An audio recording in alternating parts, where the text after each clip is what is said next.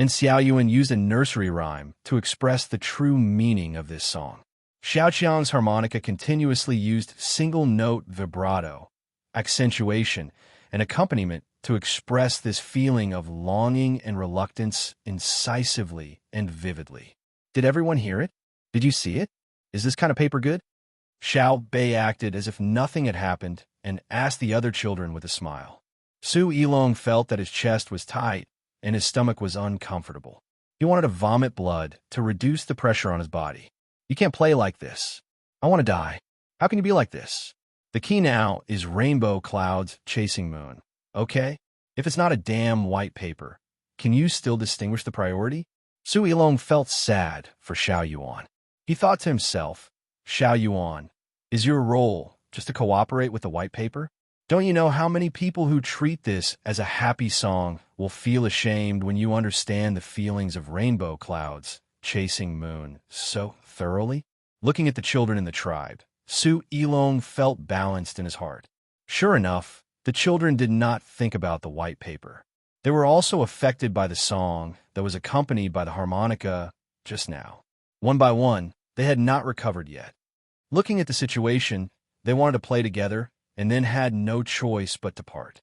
After that, they could only chase after the moon like the rainbow clouds, but they could not catch up. Brother Yilong, what are you doing? Help me.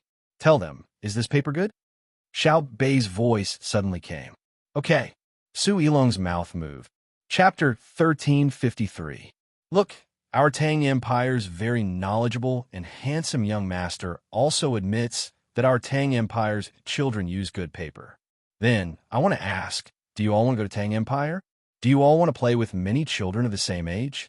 As long as you open your eyes, there will be many children to play with you, and there will be endless good food.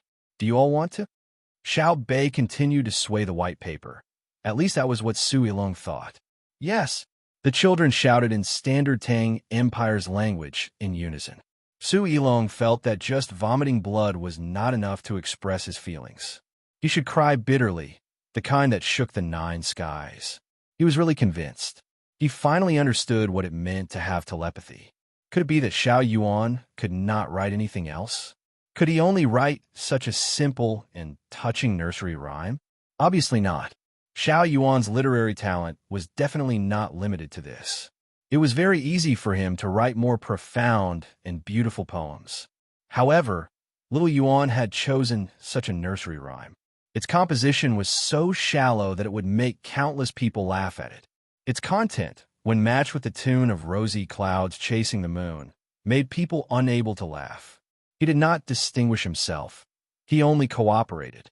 What a motherfucking tacit understanding. The moment Xiao Yuan asked Xiao Zhu to write, he knew what Xiao Bei needed. The two of them did not speak, nor did they exchange glances, but Xiao Yuan knew what to do. Xiao Bei also knew how to choose the song. Their purpose was simple. It was nothing more than to let the children of the tribe feel the pain of playing together, and then parting, and then tell them that they did not have to part in Tang Empire. At the last moment, Xiao Bao and Cuckoo were in charge of persuading the adults of the tribe to follow them to Tang Empire, while Xiao Bei and the rest could let the children of the tribe to assist them. How the hell are they going to let people live? I finally understand what strategic thinking is. The cooperation of Xiao Yuan, Xiao Zhu, Xiao Chong, and Xiao Bei is only one part of the strategy. Su Yilong felt a chill in her heart. She finally understood why the officials of the Tang Empire were so afraid of Xiao Bei and the other patrol inspectors. What was truly frightening was not the fact that they had committed 5 crimes, but the fact that there were 10 or 9 patrol inspectors. The most frightening thing was that they clearly knew everything, but pretended not to know when they were dealing with you. Thinking of this, Su Yilong no longer had any jealousy in her heart. It wasn't that she didn't want to, but she couldn't. When the gap was too big, there was no way to be jealous. She could only be envious and work hard to achieve this goal. He didn't know how Zhang Xiaobao and Wang Wan had raised this group of children. Why didn't his master and elders teach him like Xiao Bao and Cuckoo did? He was also jealous of the chemistry between Xiao Yuan and Xiao Bei. Usually, he would see Xiao Bei bullying Xiao Yuan, and Xiao Yuan always looked like he was easy to bully. However, It was clear now that Xiaoyuan was not easy to bully. He was just coaxing Xiao Bei, just like how Xiao Bao coaxed Cuckoo many times. However, if someone thought that people like Xiao Bao and Xiao Yuan who were afraid of women were easy to bully, they would instantly feel the fury of Xiao Bei and Cuckoo. They would definitely fight to the death. Definitely. Su Yilong unconsciously said the words in his heart. At this moment, he also hoped that he had a girl like Xiao Bei or Cuckoo to accompany him. It was okay to give in a little. A man who could make his woman happy was definitely happier than a man who was feared by others outside. Brother Yilong, definitely what? Xiao Bei had already completed her task. Now, the children in the tribe were learning mathematics from Xiao Hai, so she went near Su Yilong and asked him. Definitely. Yes, you lied to them. Su Yilong woke up at the crucial moment. How did I bully them? Xiao Bei raised her head and asked. You said white paper. How many pieces of white paper does Tang have? When they arrive at Tang in the future and realize that the paper they use is not as white as the one you took out, how are you going to explain it? Su Yilong thought of what happened before and asked casually. Xiao Bei blinked her eyes. That kind of white paper can't be used to write calligraphy. After writing, you will realize that the ink soaked back and forth. When a paper was processed, lime was added, and then talc was added. It can only be used to write with a pencil. In the future, I will teach them how to write with a brush. First, take out some white paper. After they write a few times, they will definitely feel that it's not good. This way, I won't have to worry, right? You this? Xiao Bei, you even schemed against children? You took out white paper to attract people and then used a brush to change it. I'm a child. Brother Yilong, I'm also a child. What are you going to do to me? Xiao Bei looked at Su Yilong with a very cute look. Su Yilong squatted down and hit his head with both hands, muttering, Long live the Emperor. Your Majesty, I finally know why you put Xiao Bei and the rest in the position of Tang Patrol. It's too torturous. I swear, if I were a local official, I would do my job well. I won't be greedy at all. I want to be loyal and patriotic.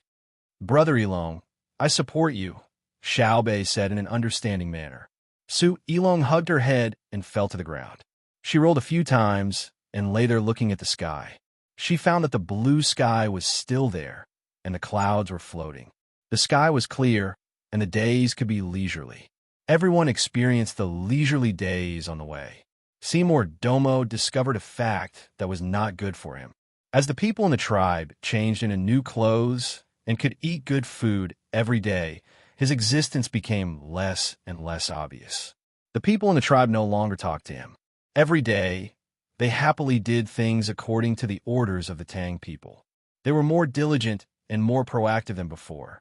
The people in the tribe that he originally controlled had a happy expression on their faces, as if it was a happy thing to be able to work for the Tang people. Regarding this, Seymour Domo only felt annoyed and regretful. He realized the reason. That hateful and terrifying Xiao Bao and Cuckoo actually adopted a new method. It was a point system. How much prey was hunted, how much firewood was collected, and how many wild herbs and mushrooms were harvested would give corresponding points. A warrior in the tribe who hunted a tiger alone was first reprimanded and deducted points. Because he did it alone with a spear, it was very dangerous. Therefore, the team deducted points from him, saying that he should have cooperated with others. Unless it was a critical moment of life and death, he could only do things on his own. 8 points were deducted. 8 points was the value of 2 taels of salt, and 8 points could be exchanged for 2 taels of salt. Of course, it could also be exchanged for other things. After the deduction of 8 points, he was immediately given 20 points. Because of his bravery and strength, the tiger that he hunted was indeed worth these points. But there was also a warning. The next time he went out to hunt a big animal, it would not be as simple as a deduction of 8 points.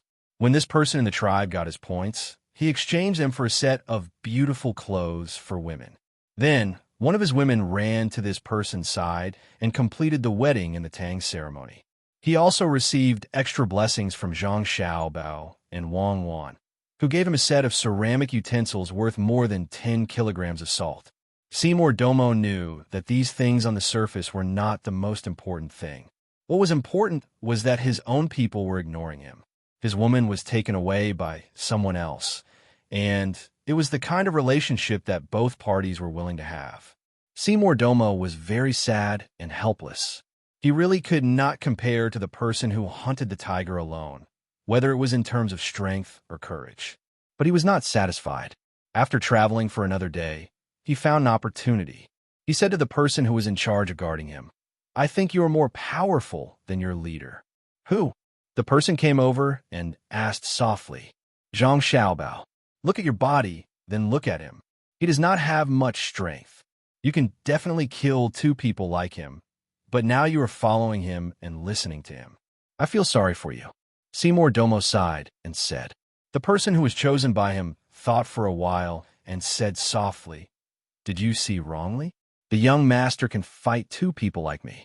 It's not a life and death battle. Otherwise, he can kill 5 people like me. I was chosen from a 4th generation of guards, but I'm not good at fighting. When I was chosen, the 3rd generation people could beat me like I was a toy. You are afraid, so you think he is powerful. Just like me and my tribe, I am not powerful, understand?" Seymour Domo thought that he found an opportunity and said. The person nodded. "I know. I also found that you are very weak, so there are only 6 people protecting you. If you can be like Little Master, there will be at least 20 people protecting you, and they will all be the 1st generation guards. You don't understand Little Master, so you think he is easy to bully. In this hot environment, if we were betting on Little Master, I would be dead now. You don't know Little Master's killing methods. He is more powerful than Little Lady, but he doesn't make a move." The person couldn't help but shiver as he spoke. Obviously, he had seen Little Master's actual performance. At that time, he jumped on roofs and ran on walls. At that time, he adapted to the terrain. At that time, he used spear and knife skills. At that time, he used close combat methods to exchange injuries for lives. Seymour Domo didn't know and was very puzzled. He looked at the person beside him and continued to persuade. "Don't think too much of him. Even if you punch him, he will dodge. I can see that you are very strong. Little Gongzi won't dodge. When I attack him, he will block and dodge.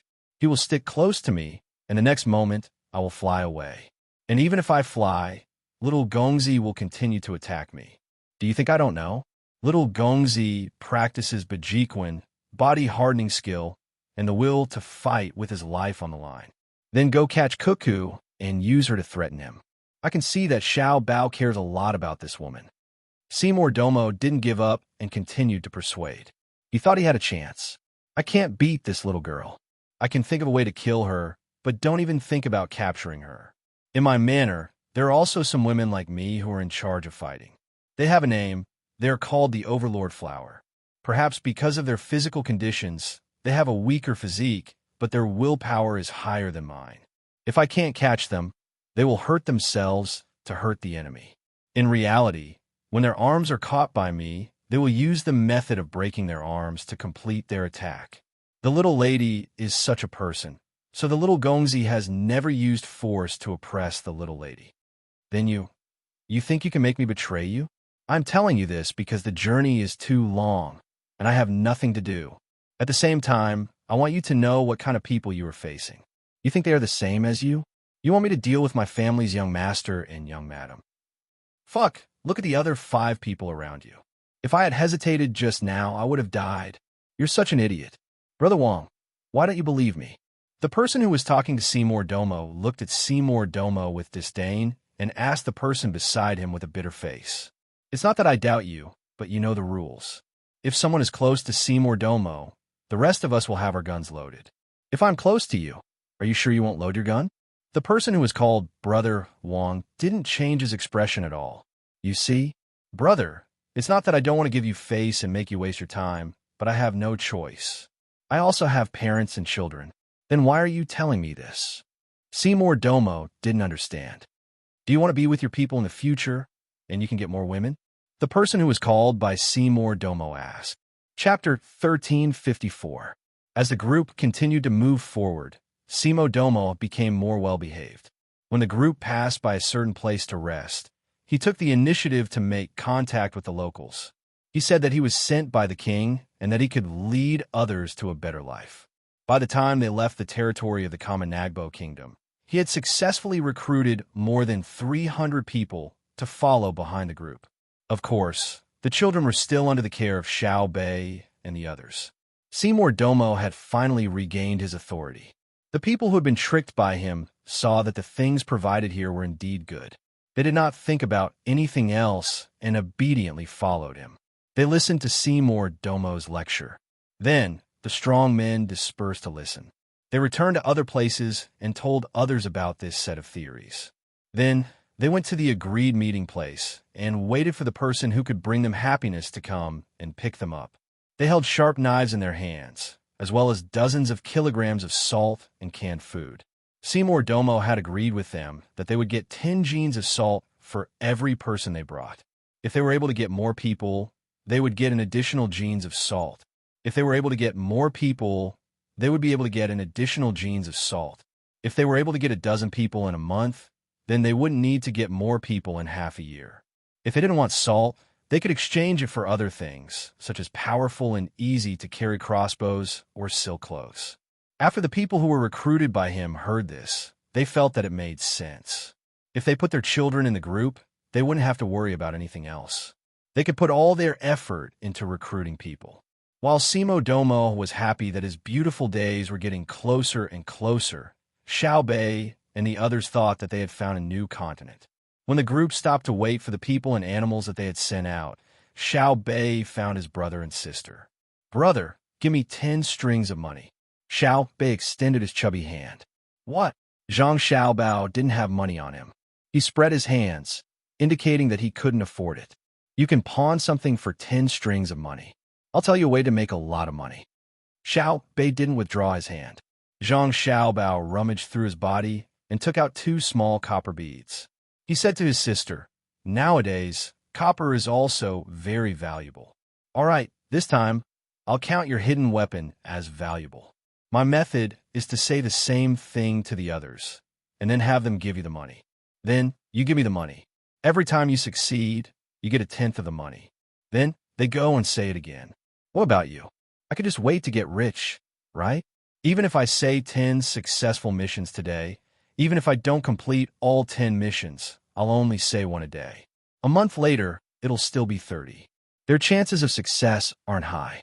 One a day, 900 in the second month, and 27,000 in the third month. According to the formula, I'll definitely be a millionaire in half a year. Do you have the formula?" Zhang Xiaobao asked his sister with a smile. Xiao Bei blinked and stuck out his tongue.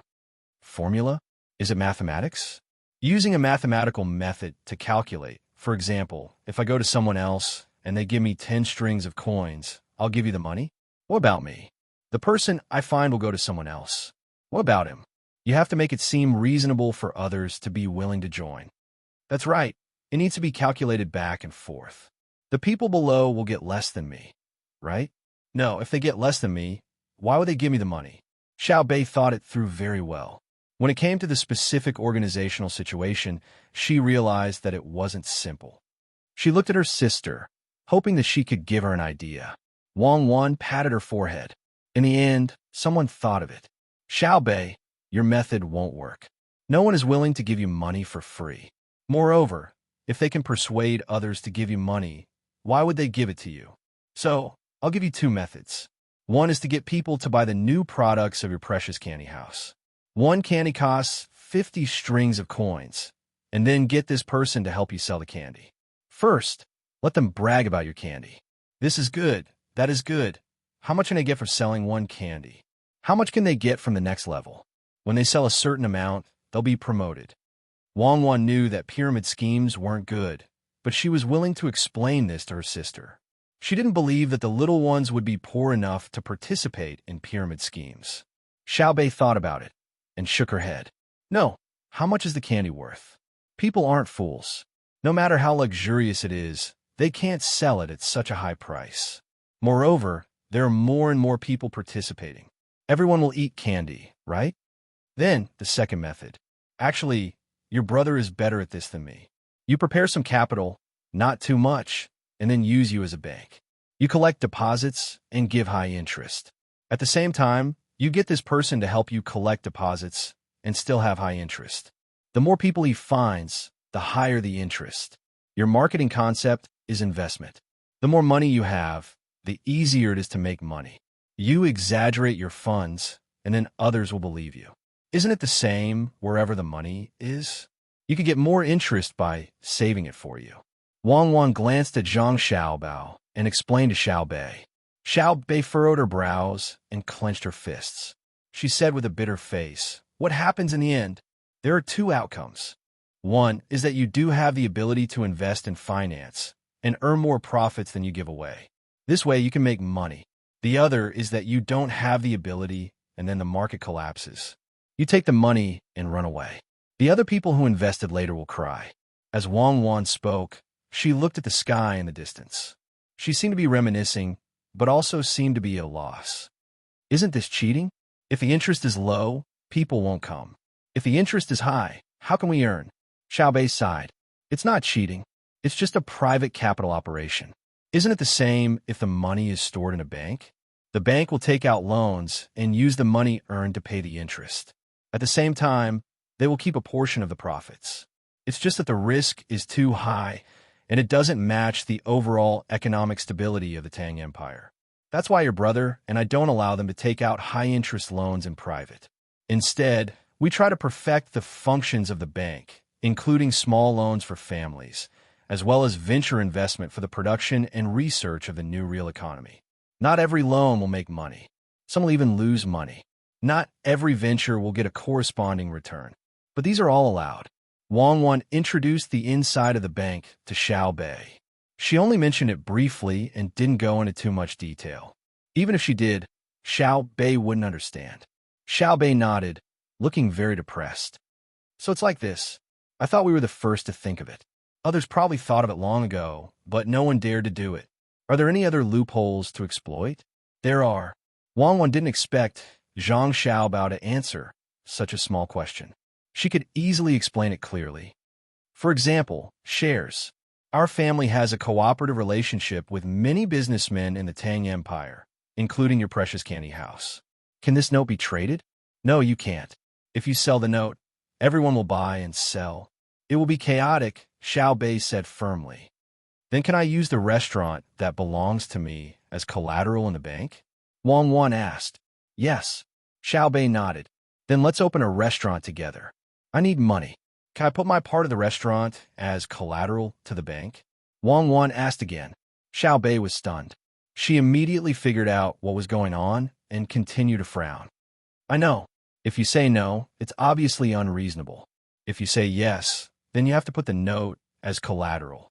And if you don't want to continue the cooperation, you're just selling the note. No matter who comes to buy it, what will you do?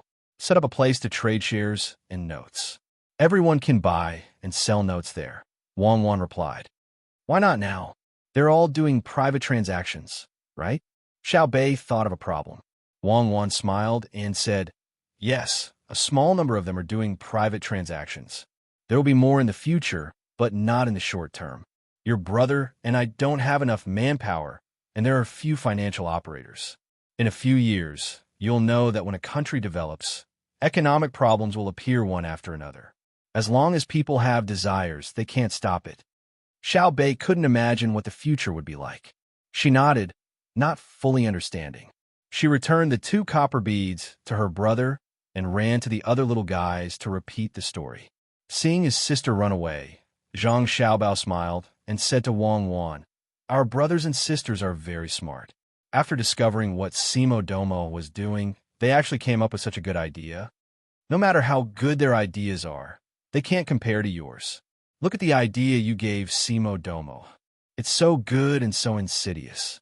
Wang Wan thought of Simo Domo, who had been cheated and felt sorry for his people. She knew that Zhang Xiaobao's plan wasn't an illegal pyramid scheme. It was very reasonable, using people to find people and developing underlings to gain benefits. It could be settled with salt, but it could also be exchanged for other things of equal value. During this process, there was no deception. As long as people came, they would give. The more people they brought, the more things they would give out. The problem was that this was still a slave society, just like the places her team had to pass through. There, Zhang Xiaobao used salt to encourage people to catch slaves and use slaves to exchange for salt. Now, it was another way of saying it, but it was still encouraging people to catch slaves. When the people before really did exchange for salt and weapons, what would happen to the people who couldn't be persuaded? They would definitely use force to solve the problem. Then, they would form groups and gradually grow in size. They would use the money from selling slaves to continue to tempt others and arm themselves. In that case, the entire area would be included. What would happen to this place in the future? Zhang Xiaobao looked very innocent. He looked at Wang Wan with a confused expression and asked, "Who did I accidentally hurt again?" "No, you're helping others. I used the wrong word just now." Wang Wan looked back and said, "Thank you. I'll forgive you this time." Zhang Xiaobao sighed. Brother, there's a telegram. We've been contacted again. Look." As Zhang Xiaobao and Wang Wan were talking and joking, a group of little guys rushed over. Xiaobei led the way and waved the translated telegram in his hands. Zhang Xiaobao took it and glanced at it. He stuffed the telegram into Wang Wan's hands and said, "Someone is restless again. They think that I can't deal with them because I'm far away, right?" Wang Wan also read it and handed the telegram to Xiaobei for them to play with. She said to Zhang Xiaobao, "Previously, I was talking to Xiaobei about illegal pyramid schemes and stocks. This time, there's futures. I remember someone from Japan was playing this game. This is just a game of warrants. Now that food futures have appeared, can't they stop?" Chapter 1355.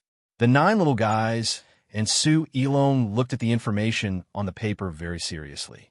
The content was not complicated. It said that there was a problem in the Hunan province. There were more than 300 land renters who did not sell the wheat after the autumn harvest in exchange for money to pay the rent. Instead, they directly took out the money to pay the rent. Then they joined forces and held a big trading party, saying that they wanted to buy wheat from people in other places. They used a broker as a guarantee. Each side took out 10% of the total price of the wheat as a deposit. A month later, the settlement would be made. If they could not pay or did not have extra money to buy, the 10% deposit would go to the other side after deducting the broker's guarantee fee. After the imperial court learned about this, they did not know what to do for a while. They had to send a telegram to inquire about the same situation as before. That situation was that someone did not sell the grain. There was a certain connection between the two. Su Yilong and the 9 little guys did not see what was going on. It was nothing more than someone who did not sell the grain and then bought the grain. "What did you learn from it?" Xiaobei asked Su Yilong. Su Yilong scratched his head and carefully read the information twice. His eyes were still blank. He knew in his heart that things were not simple. Otherwise, why would the imperial court spend so much effort to contact Xiaobao? Was it hoarding? Obviously, it was not that simple. How much could 300 land renters hoard? For a small area, they would have a great influence together, but it did not matter at all to the whole Tang Empire. Obviously, someone in the imperial court saw the problem behind it, but could not solve it. To be precise, it was not that they could not think of a way. An administrative order was passed down, and the world was peaceful. Without an order from the government, it was estimated that the imperial court did not want any risk to deal with it by such means. That would cause the order to change in a short time, which was a blow to the authority of the government. Now that the telegram was sent, it was to let Xiaobao deal with people through economic means, playing the game of Jianghu, and using a strong foundation to deter people who were ready to make a move. After thinking for a moment, Su Yilong said to Xiaobei and the others, "The imperial court saw that this matter was not simple, so they asked your brother and sister to deal with it. The purpose is, we understand. The purpose is to make people with bad intentions fear my brother forever. Once the administrative order is used, although the merchants will be honest, they will have thoughts of winning. From then on, they would no longer be worried about my family, nor would they be afraid of the top-ranking list. They would constantly look for loopholes to change the policies of the imperial court, thereby influencing political power. But if my brother wins, they will have to behave for a long time. A person's fear is not how strong the enemy is, but how deep the enemy is. The unknown is the most frightening, and my brother is such an existence. But what we're asking you is not the situation I'm talking about. It's what you've analyzed from the telegram that the imperial court is worried about. Why didn't you think of it? Xiao Bei rolled her eyes at Su Yilong in dissatisfaction. She said what Su Yilong wanted to say and asked again. Su Yilong smiled embarrassedly and continued to scratch her head. No, if I could think of it, why would the people in the imperial court ask about your brother? Have you guessed it? How can we ask you if we can guess it? Xiao Bei smiled slyly, then looked at her brother and sister and asked, Sister, you were talking about futures just now. What is that? Wang Wan looked at Zhang Xiaobao. Zhang Xiaobao was indifferent. It was not that he did not understand, but he felt that such a small question should not be answered by him. Wang Wan glared at Zhang Xiaobao fiercely and explained to her brothers and sisters. Futures is a term that stipulates that goods will be traded within a certain period of time, or it is expected that goods will be traded at a certain time. For example, it's my birthday and I want to buy a cake from your precious candy house. When you send it to me on my birthday, I'll give you a deposit first. If I don't want it, I'll give you the deposit. If you don't send it, you have to compensate me. Under normal circumstances, you won't give me the deposit, but in futures, you have to take out the money as a guarantee and give it to a third party, such as a broker. Then I can rest assured. Oh, I understand. It's just buying and selling things. You make it so mysterious. You want to buy a cake from me, but you don't trust me. Got it, got it. Xiao Bei looked like he understood and patted his chest. Wang Wan and Wei Wei smiled and continued. What's the most interesting thing about futures? When I buy a birthday cake, I don't buy it from you. I only say that I want to buy it. For example, the Glory and Splendor I Series cake that you sell is priced at 20 strings of coins. It can be given to more than 100 people. As for me, I don't want to spend 20 strings of coins. I think it's too expensive, so I said that I want to buy it with 19 strings of coins. When your brother found out, he discussed it with me. He was willing to buy me a cake that costs 19 strings of coins on my birthday, the same as my request. I took out a part of the money as the deposit, and your brother took out a part of the money as the deposit. If the price of the cake is 19 strings of coins when your brother bought it, he will lose 1 string of coins. If it's 18 strings of coins, he will make 1 string of coins. At this time, it depends on how much the deposit is. If it's 2%, then suddenly the price of the cake will be 21 strings of coins. Your brother will choose not to take the deposit, otherwise he will lose even more. If it's suddenly 17 strings of coins, then I don't want the deposit. I might as well buy a new one myself. If the price of the cake rises little by little to 19 strings of coins and 500 coins, then your brother's deposit was 380 coins. Now he has to add in the next 500 coins, which is 10 coins. If he can't take out the 10 coins, then the broker will terminate the deal between me and your brother and give me the 380 coins. Of course, the broker will have to take out a part of the money, but I can't guarantee it for free. On the other hand, it's the same for me. If the price of the cake drops, I have to make up the money according to the decrease. Otherwise, the broker will also give my money to your brother. Xiao Bei and the others were in a daze. They looked at each other, then gathered together and whispered. Xiao Bei rolled his eyes and said, Doesn't that mean that we can make money without having anything in our hands? Yes, this is called futures, real futures. It's not like the simple things that appear in Hunan province where both parties' deposits are unchanged. Wang Wan looked to the east and seemed to see a group of people who thought they were smart in Hunan province. They were happy there. The eyes of the 9 little guys were full of excitement. They learned a lot today and also touched the threshold of a certain industry. It turned out that money could be earned this way. Of course, it was also lost in this way. Su Yilong also seemed to see a new sky. What surprised him even more was that when the problem that the imperial court couldn't solve was passed on, Wang Wan didn't care, while Zhang Xiaobao looked disdainful. What did this mean? It meant that what the imperial court found difficult was not difficult for them. And according to what Wang Wan said, it was even better than what some people in Hunan province did. For a moment, Su Yilong began to mourn for the more than 300 people. You said that the tricks you tried so hard to come up with were like children playing house in front of Xiaobao and Cuckoo. The two of them were disgusted and absolutely disgusted. Now there were still people in the country looking for trouble, but they were not afraid of them. Dealing with them would be a piece of cake. Thinking of this, Su Yilong also relaxed and asked Wang Wan, "What they did is not good. It's hard to say whether it's good or bad. There's no problem with the futures trading itself. What's wrong is their ideas. They purely want to seek greater benefits, and they're clearly aware of the impact that their success will have on the Tang economy.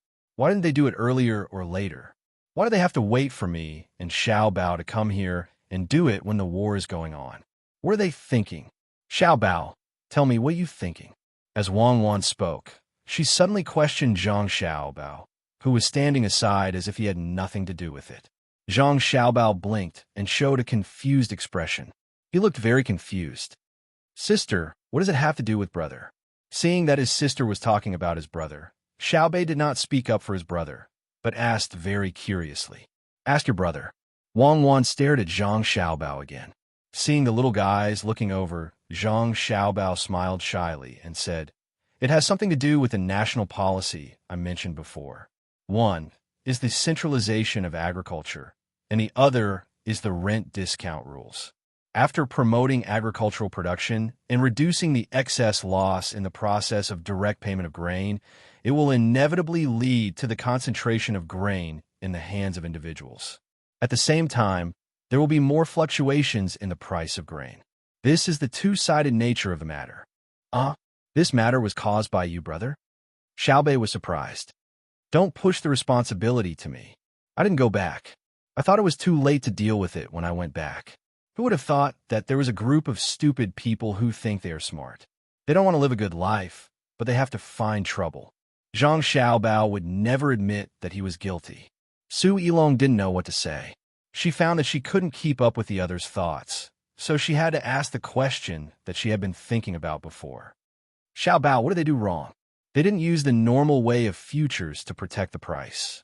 They maliciously raised the price." Zhang Xiaobao didn't need Wang Wan to say it this time. "Protect the price?" Xiaobei asked. Zhang Xiaobao nodded. "Yes, protect the price. For example, you have a large piece of land planted with rice. The price of rice last year was 10 coins per bushel. This year, there is still a month before the harvest. You don't know the price yet, but you are afraid that everyone will harvest less than last year. Then what will you do?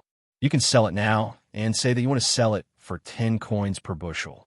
You pay the deposit, and then others will buy it. When it is time to harvest, the price will change. A bushel of rice will become 11 coins. At this time, you will lose 1 coin per bushel of rice that you sold before, right?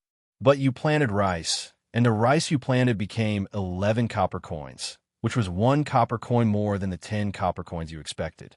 You used the money you earned and the money you lost to offset the losses, ensuring that you could sell a bucket of rice for 10 copper coins. On the other hand, if it becomes 9 coins, you will earn 1 coin from the futures contract you sold before, and you will lose 1 coin per bushel of rice. In the process, you will lose some money to the broker. This is the protection price. You can hedge back and forth, or you can directly sell the rice to others in the end. The premise is that they want the rice. Otherwise, they will rather pay you the deposit. You can play like this? Xiao Bei's eyes lit up when he heard this. Then he remembered what happened before and asked, why didn't the 300 people from Hunan buy instead of selling? Because they are provoking. They are not preserving their value, but gambling. They want to get double the profit. There are many people watching and waiting for their results. If they succeed, more people will join in, Zhang Xiaobao said angrily. He did not care about this kind of behavior. What he cared about was what those people thought. Each and every one of them had a stable life and began to look for excitement, right? Aren't the people on the list smarter than you? What does it mean that they did not move? If I don't teach you a lesson, you won't know why flowers. Wrong. How many eyes does Ma Wanya have? The little guys were as angry as Su Yilong. They also knew what was going on. Su Yilong clenched her fists and gasped for breath. She said, everyone is busy making the Tang Empire better. You have already personally participated in the war. The people on the top list of billionaires are all cooperating. Many people spontaneously came out to help transport the war resources and repair the roads. When everyone is united, there are still people who play tricks behind their backs. They deserve to be killed. If they could be killed, there won't be this telegram. Xiaobei was just angry, but he was not worried. He rolled his eyes and came up with an idea. Brother, sister, should we let Chong Ping Song release the grain now? Kill them at a low price. Wang Wan touched Xiaobei's head. No, Chong Ping Song is the intervention of the Imperial Court's administrative order. It will disappoint the people on the list. In fact, this kind of thing can be solved by you guys. Yes, it's enough for you guys to do it. Zhang Xiaobao also echoed. Xiaobei and the others were stunned. They looked at each other and did not know how they could solve the problem. However, they knew that their brother and sister would not talk nonsense. If they said that they had a way, then they must have a way. In an instant, they were excited. Xiaobei clapped his hands. We can deal with them? Ha ha ha ha. I'm happy when I think about it. In that case, we will be more powerful than you two. We will let them know that their little tricks are useless and not even worth you two to do it. We will scare them to death. Let's see who dares to watch and is ready to learn from them. Su Yilong's head was full of question marks. The Imperial Court's problem fell on the 9 children. If it was really done, more than 300 people in Hunan province would be sad. So he asked, how do we do it? Yes, tell us. We will deal with them. Xiaobei waved his fist. Wang Wan still had a calm smile on her face. She said to her younger brothers and sisters, now that your darling candy house has stopped the cake business, with the autumn harvest in various places, the cake business should also be reopened. There's a kind of cake that can be made with the method of making ice cream, but the price is more expensive. There's also a kind of cake that can be made with rice flour, and the taste and texture are not bad.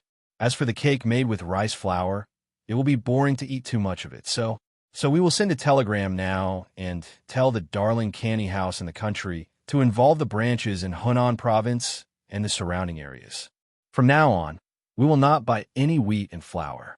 At the same time, we will develop a new darling rice noodles and a cooling series of drinks. Before that, we will sign a contract with an organization of more than 300 people to sell wheat and flour. Let them lose money. It is best to get some coarse grain products. Write in the darling candy house's newspaper that eating noodles is not good for health. Xiao Bao should eat more other things. This time, it was Xiao Yuan who said it. Chapter 1356. So simple.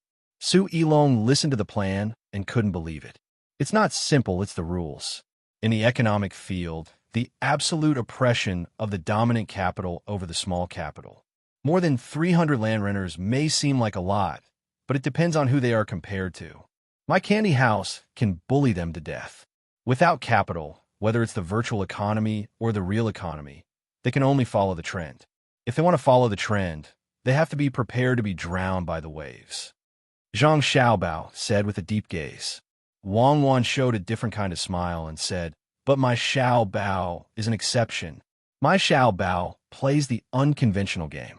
If those 300 people are under his command, I have to deal with them personally. I need to mobilize more capital, and even so, I'm not sure I can keep him. I believe you. Su Yilong nodded. Xiaobei and the others went to send a telegram to their precious candy house. They told the people in the candy house to inform Beijing and then leave it be. To them, they couldn't meet in person and then fight against the other party. They could only command from afar and didn't feel any sense of accomplishment. They were not afraid that the merchants from other roads would transport wheat to Hunan because the transportation cost was very high. After they transported the wheat over, they would find that the price had to be very high to make a profit. Moreover, there were merchants who could reduce the transportation cost on a large scale. These people in the upper echelons of the Tang Empire's economic field were not as stupid as the 300 people from Hunan who acted first. The 300 people were ignorant and fearless. If they didn't enter that circle, they would never know the rules of that circle, and it was difficult for them to personally understand the strength of Zhang Xiaobao. Just like the people at the top of the mountain and at the bottom of the mountain, they were so small when they looked at each other. The difference was that it was easy for the people at the top of the mountain to come down, but difficult for the people at the bottom of the mountain to go up. Half a month later, news came from the three fronts again. They had continued to penetrate more than 1,000 kilometers into the territory of the Duo people in 3 directions. The Duo people's response was to strengthen the defense and clear the field. At the same time, The main force of the Tang Empire retreated. Now, the Tang Empire's Third Front Army was resting and waiting for the follow-up supplies to arrive. The Duo People's Army was also gathering and blocking the front of the Tang Empire's Third Front Army. Zhang Xiaobao and Wang Wan took out the map and looked at it. Because there was no detailed information and only circles were used to represent various places, the two of them estimated that the Tang army had already passed through Afghanistan and entered Iran. Looks like we have to speed up. It's not in line with the strategic goal. Why did they fortify the walls and clear the fields? Is Qiushou done? How do you deal with the food? Zhang Xiaobao clearly saw the third line of troops rushing over, but he didn't show a happy expression because his tactics couldn't be used in the current situation. He wanted to defeat the main force of the Duo cannibals and then use economic means, but now it seemed impossible. Moreover, he could imagine that many people would die during a large-scale retreat. The old, the weak, the sick, and the disabled would not be able to keep up with the retreating troops. In addition to the complex terrain, it would be considered good if 3 or 4 out of 10 people could make it back alive. It should be known that when the Tang Empire's army advanced, there would be non-combat casualties. They were all young adults, not old people and children. Wang Wan also frowned. She also didn't want to occupy a place where there was no human habitation, but she understood that this was the best way the Duo people could think of at the moment. Looking at the map again, Wang Wan said to Zhang Xiaobao, "Let's not go anymore. Let's go back and provide support to the pyramid schemers at the top of the tower. Let's go home and not go any further. Our landing forces over there have probably already taken over a large area as well. We'll be able to complete a pincer attack with a third line of troops. Besides, we don't plan to attack all the way to Mecca in one go. Let's just stay here and find the oil first. Then we'll ship it to Xinyuan Island for processing, which is Luzon Island. There's also a lot of coal there. Don't ship it to the Tang Empire anymore. When the technology is mature, we can go back to the Tang Empire to build a factory. In the past few years, in order to develop, our local workshops have destroyed a lot of the environment. Of course, the people of the Tang Empire don't know whether the environment is good or bad.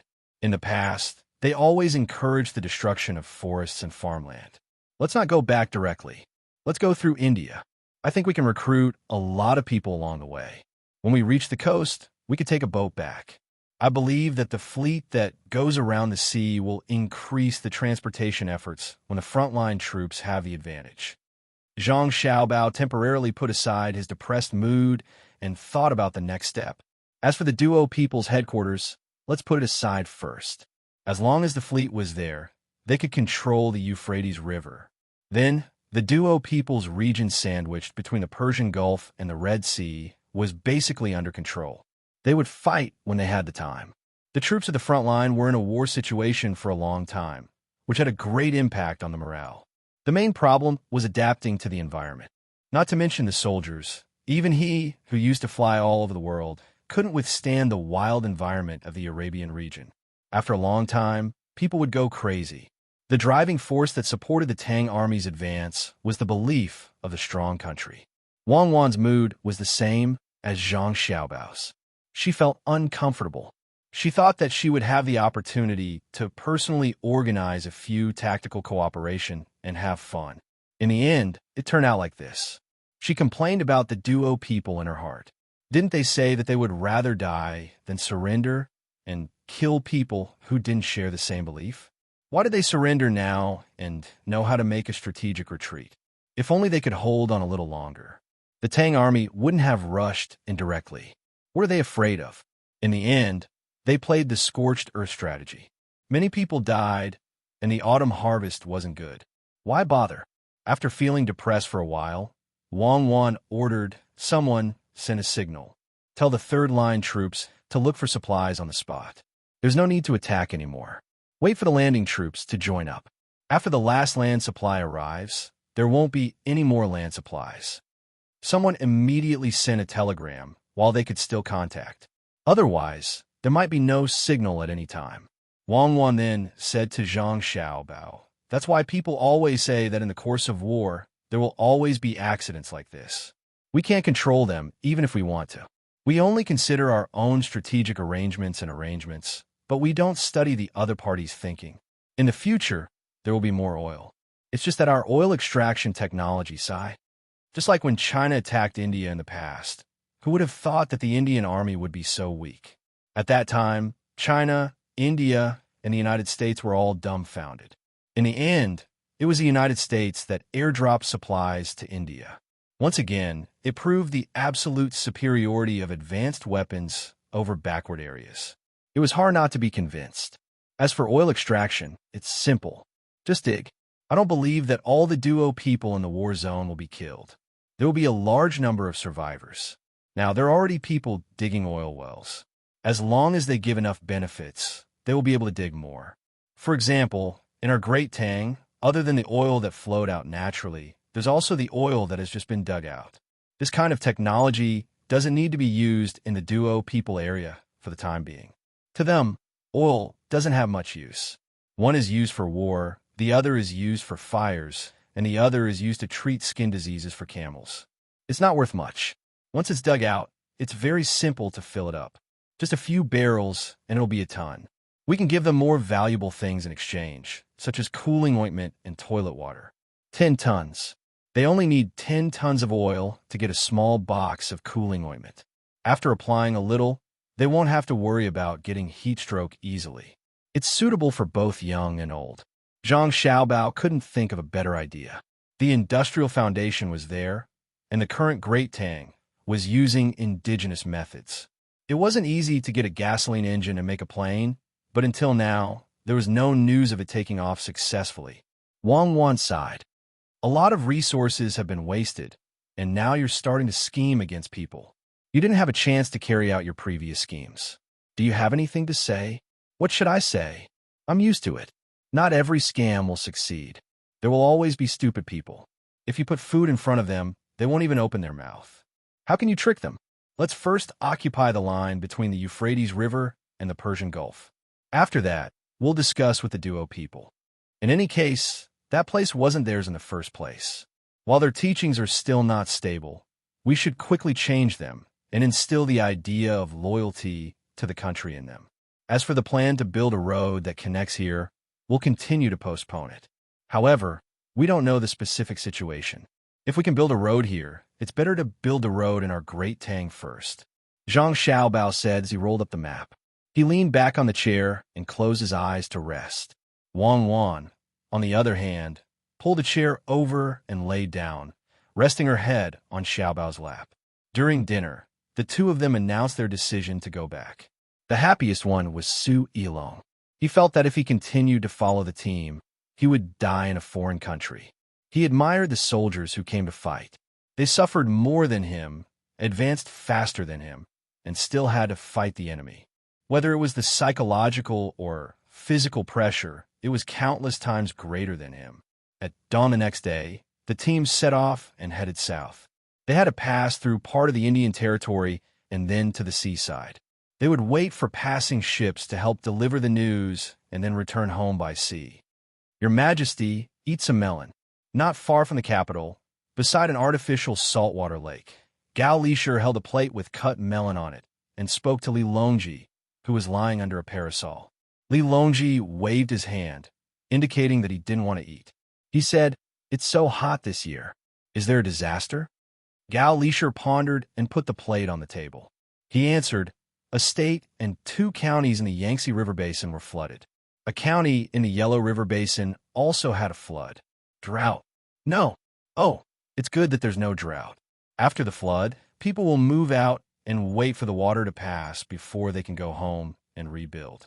I'm only worried about the drought. After a few years of drought, locusts will fly everywhere. When the lives of the people are better, I'll be in a good mood.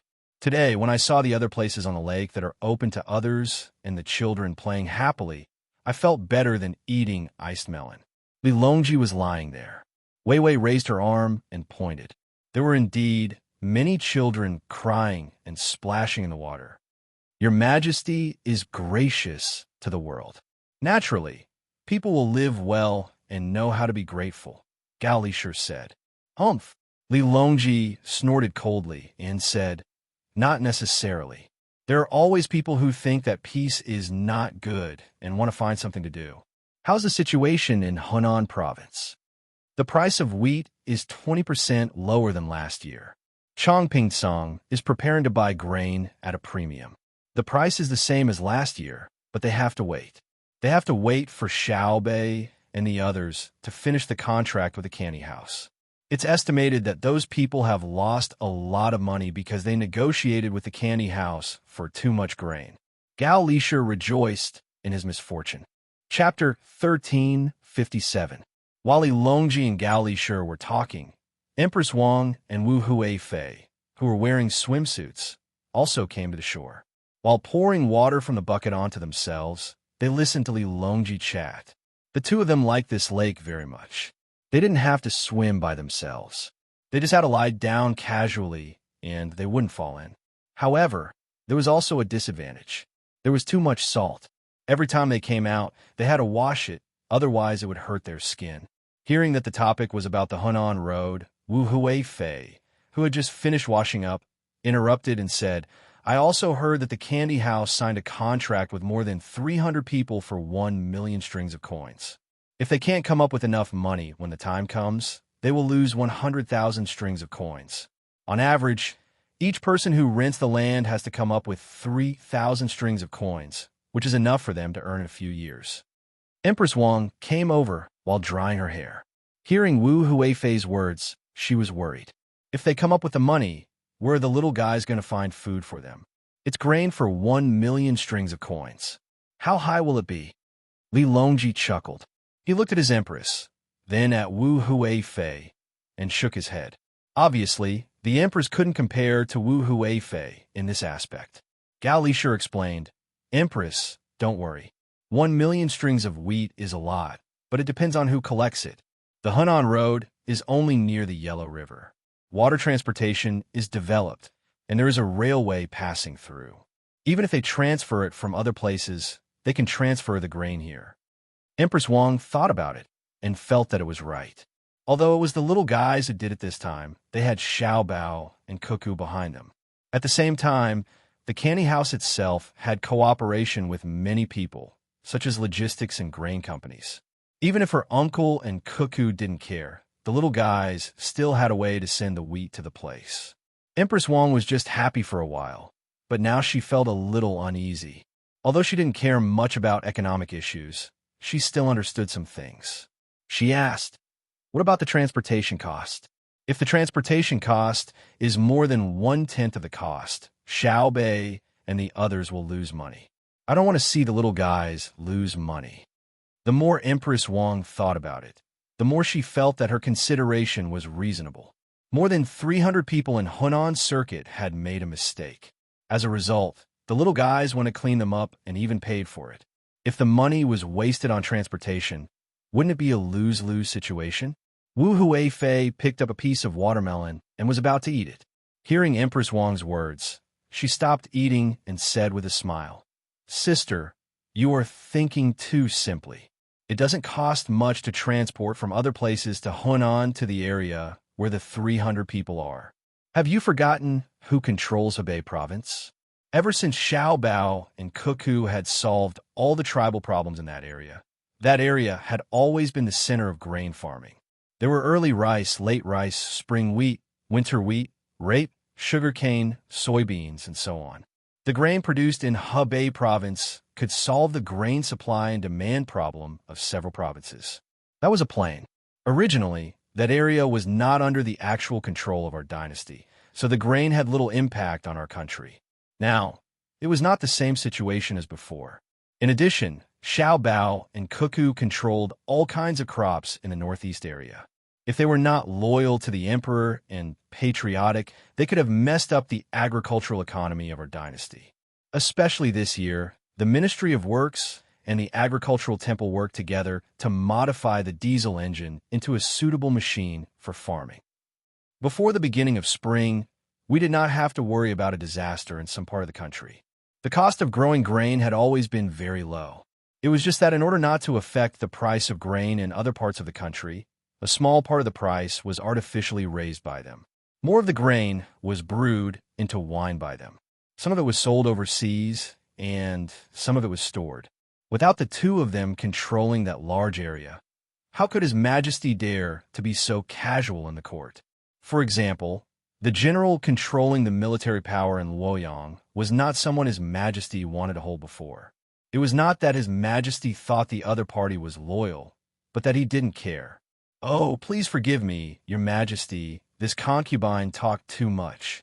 Wu Huifei, who was talking endlessly and excitedly, suddenly realized that as a member of the harem, she had been too ostentatious today.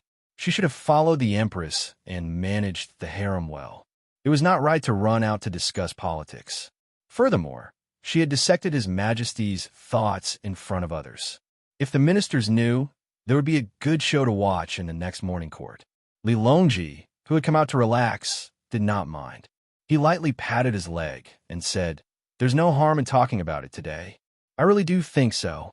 With Xiao Bao and Cuckoo around, no one in the Tang Empire would dare to have other thoughts. Unless they can get rid of Xiao Bao and Cuckoo first, they would all have to obediently work for me. As for the matter just now, I want to add a point. Other than the grain in the Hebei province, which can be transported after crossing the river, there is another reason. Even if those 300 people had the money to buy the grain, they would have to bear the loss of 10%. Where would they sell their wheat in the future? It doesn't matter if Xiao Bei and the others put 1,000,000 strings of coins in their hands. They have more money now. If they keep putting it in the bank, can those 300 people afford it?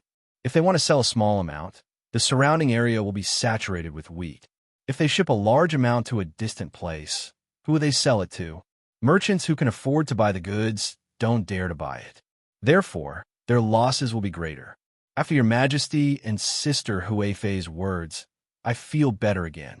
After this matter, those who have other thoughts should be honest. There is no need for Xiao Bao and Cuckoo to do anything. Only the little guys can deal with them. But what about the 300 people who rented the land? Empress Wang began to worry for the people who had been cheated. Although the actions of those 300 people were hateful, they were still people who had supported the lease of the land. If they really lost their capital and even owed more debts, would they be able to survive until next year? Sister, don't worry. Xiao Bei and the others won't kill them all. They just want to warn people and don't intend to take advantage of them.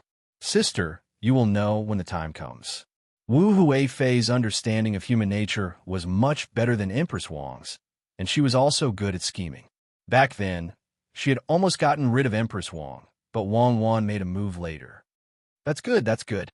Empress Wang was completely relieved this time. Wu Huifei also took advantage of this happy moment to say to Li Longji, Your Majesty, go down and swim one more time. Unfortunately, it is open to the public, and there are too many people. Her obvious hint was understood by Li Longji and the others. Empress Wang's face turned slightly red. Li Longji suppressed the restless thoughts in his heart and sighed. If it is not open to the public, how can it be profitable? Even if Xiao Bao and Cuckoo don't care about this money, can I monopolize it? This is not the palace. What will the people think? I still plan to invest more money to continue expanding the unsinkable lake.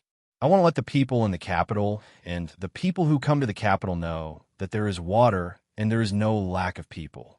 It belongs to the category of physics, so that children will have an interest in this area from a young age. Speaking of which, I can't do as well as Xiao Bei and the others. Every candy house has a swimming pool for children to play in, and it is free. This way, when the weather is hot, the children don't have to play in other water to prevent danger from happening. Didn't Your Majesty already give them tax exemption? I think it's good to expand it. There is so much salt in the sea, and it can't be used up easily. The lake doesn't need to be dug too deep, and it won't cost much to transport the salt. Wu Huifei quickly said something nice. Li Longji stood up from the recliner and stretched his arms. Let's go into the water. In a large courtyard in Hunan province that was connected by someone, the 311 people who participated in the speculation of the wheat price were all gathered here. At the same time, there were people from the broker house watching over them. They were not afraid that they would not pay, but they were worried that they would take things too hard and commit suicide. Now, everyone who knew about this understood that the 300 people who joined forces were in for a bad time. The price of wheat did not rise as expected, and instead fell a little. Their opponent was the Tang Empire's patrol inspector, who was also the cute Xiao Bei and the other 9 people. Some people were gloating. They wanted to see what would happen to this group of people who were looking for trouble. Some people were surprised that the local incident had alarmed the Zhang family and Wang family. It seemed that their actions had angered Xiao Bao. Some people were glad that they did not participate when they were found. Otherwise, they would be one of the unlucky people. The merchants who had more money were in awe of Xiao Bao. They had long seen through the hidden meaning behind this incident. They knew that the imperial court and the Zhang family and Wang family would deal with it. However, they did not expect that the one who made the move was not Xiao Bao, but an even younger child. From the fight between the two sides, they could feel the will of Xiao Bao and Cuckoo. They did not need to deal with it personally. This was not only to suppress the 300 people, but also to warn others who had the same idea. It was also to deter people like them who had entered the ranking list. The meaning was very clear. Haven't you merchants been trying to test our methods all this while? Then let's see if you can find a loophole and make us unable to deal with it. Didn't some of you want to know how powerful I, Xiao Bao, am? Now you see clearly, right? I, Xiao Bao, am no longer capable, so I can only let my younger brothers and sisters take action. Who will be the next batch of people to test? The merchants in the ranking list knew that this kind of deterrence was the most powerful. The 300 people had just thought of a move, but before the spectators could increase their confidence, they were immediately dealt with. Xiao Bao did not even bother to deal with it personally. Not to mention that they did not manage to find out the truth. It made Xiao Bao seem even more profound. Perhaps in the future, when someone thought of a good move, it would still be Xiao Bei and the others who would deal with it. Xiao Bao could not be bothered with it. This was a blow to their confidence. When they thought that they had become stronger and could touch that high and mighty existence, a clap of thunder woke them up. What they had touched was a dream. The people in the broker house naturally understood the intentions of the Zhang family and the Wang family. They also understood that Xiao Bei and the others could not force 311 people to their deaths, so they had to protect them well and persuade them. At this time, someone was talking to 311 people. This time, what you did was really overboard. Xiao Bao and Cuckoo are waiting over there. Instead of helping them, you want to take advantage of them. Making money from war is a big crime. Do you see? They have made a move, and you are about to lose all your capital and owe them a debt. But don't worry. There is no obstacle in life that cannot be overcome. I believe you all know that Xiao Bei and the others will not be ruthless. If you don't want their wheat, you can just pay the deposit and distribute it to you. Each of you will pay 3,000 strings of cash. That's a lot of money. I understand, you understand, and Xiao Bei and the others understand. You should do what you should do now. Settle down and wait for Xiao Bei and the others to save you, okay? Don't worry, after all, you still supported Xiao Bao's national policy. You have both merits and faults. The 311 people who were listening were all silent. Chapter 1358. Our Tang Empire will get better and better in the future. Once a person dies, they will never see the future again. Live, do everything you can to live. I remember that in the past, our Tang Empire people's lives were much worse than now. Many people were thinking of ways to make their lives more comfortable. When they don't get what they want, Brother Su, don't say any more. We never planned to die. A man who looked to be in his 40s among the people being preached at interrupted the chattering of the talkers. The person who spoke choked. He looked carefully and found that some of the people who had committed did not show the slightest determination to die. He quickly said, "It's good that you don't die. It's good that you don't die. Brother Chung, since you can think things through, my mood is also better." Haha, yes, it's better. The other talkers also laughed. They finally breathed a sigh of relief. What they were most worried about was that the people in front of them could not think things through and would go to a dead end. If that happened, they would be the unlucky ones.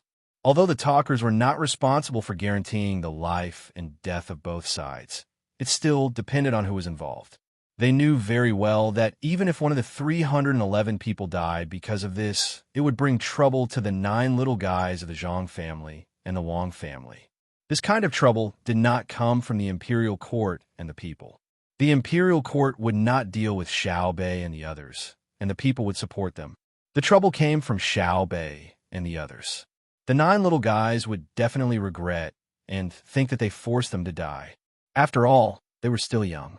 The person who was called Brother Su was called Su Lin. His courtesy name was Maoro. It was a very nice name, but it was not given by his family. It was a name he changed last year. Now that there were more schools, there were also more scholars. He felt uncomfortable using the cheap name he had when he was young. So he found a school and asked the teacher to help him choose a name. He paid the teacher a set of pig intestines and then went to the yamen to change his name. He had a meal with a few people who had changed their names and bragged about each other's names. He was very proud of himself. Nowadays, he liked to let others call him by his name. Whether it was someone close to him or someone he met for the first time, he always told others what his name was and what his name was. At this moment, the opportunity came again. He said to Brother Chung in front of him, "Brother Chung, please call me Maoro. My name is Lin. When it comes to choosing characters, one means opposite and the other means compatible. As you can see, I am compatible." Old Brother Chung didn't have a new name. It was just casually given by his father. He was called Chung Ping Ping, probably because he wanted to be mediocre, peaceful, or plain. It definitely didn't mean that he wanted to rule the world. He did not have a Chinese character, so Su Lin could only call him by his surname. He wanted to get closer to him, as there would be another person who would call him Maorong in the future. Chung Ping Ping didn't think too much about it. What he was thinking about now was what he had to face. 3,000 strings of cash was indeed not a small amount to him. A portion of the money he used to rent the land was borrowed. He owed a debt and had to pay it back. He could think of a way to get the money, but what would he do in the future? Without the capital, how long would it take to pay back all the money on the land that was still in his hands?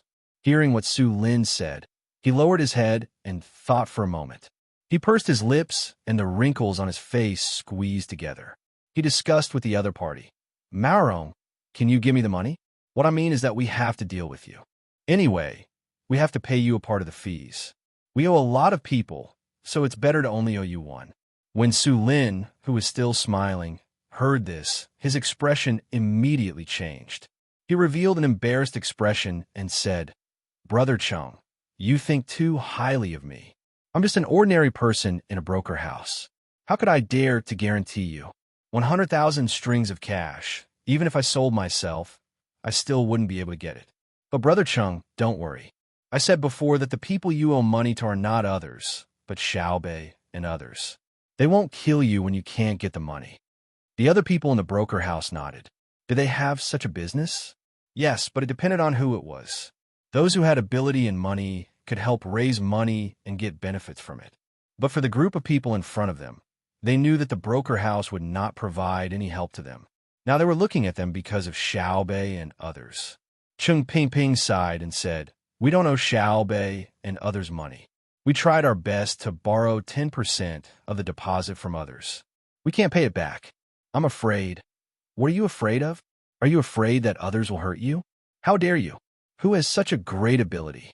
You don't take the broker house seriously. Those who can't be provoked won't use force against you. Those who can only use force to ask for money from you are not very capable. Let's not talk about other things.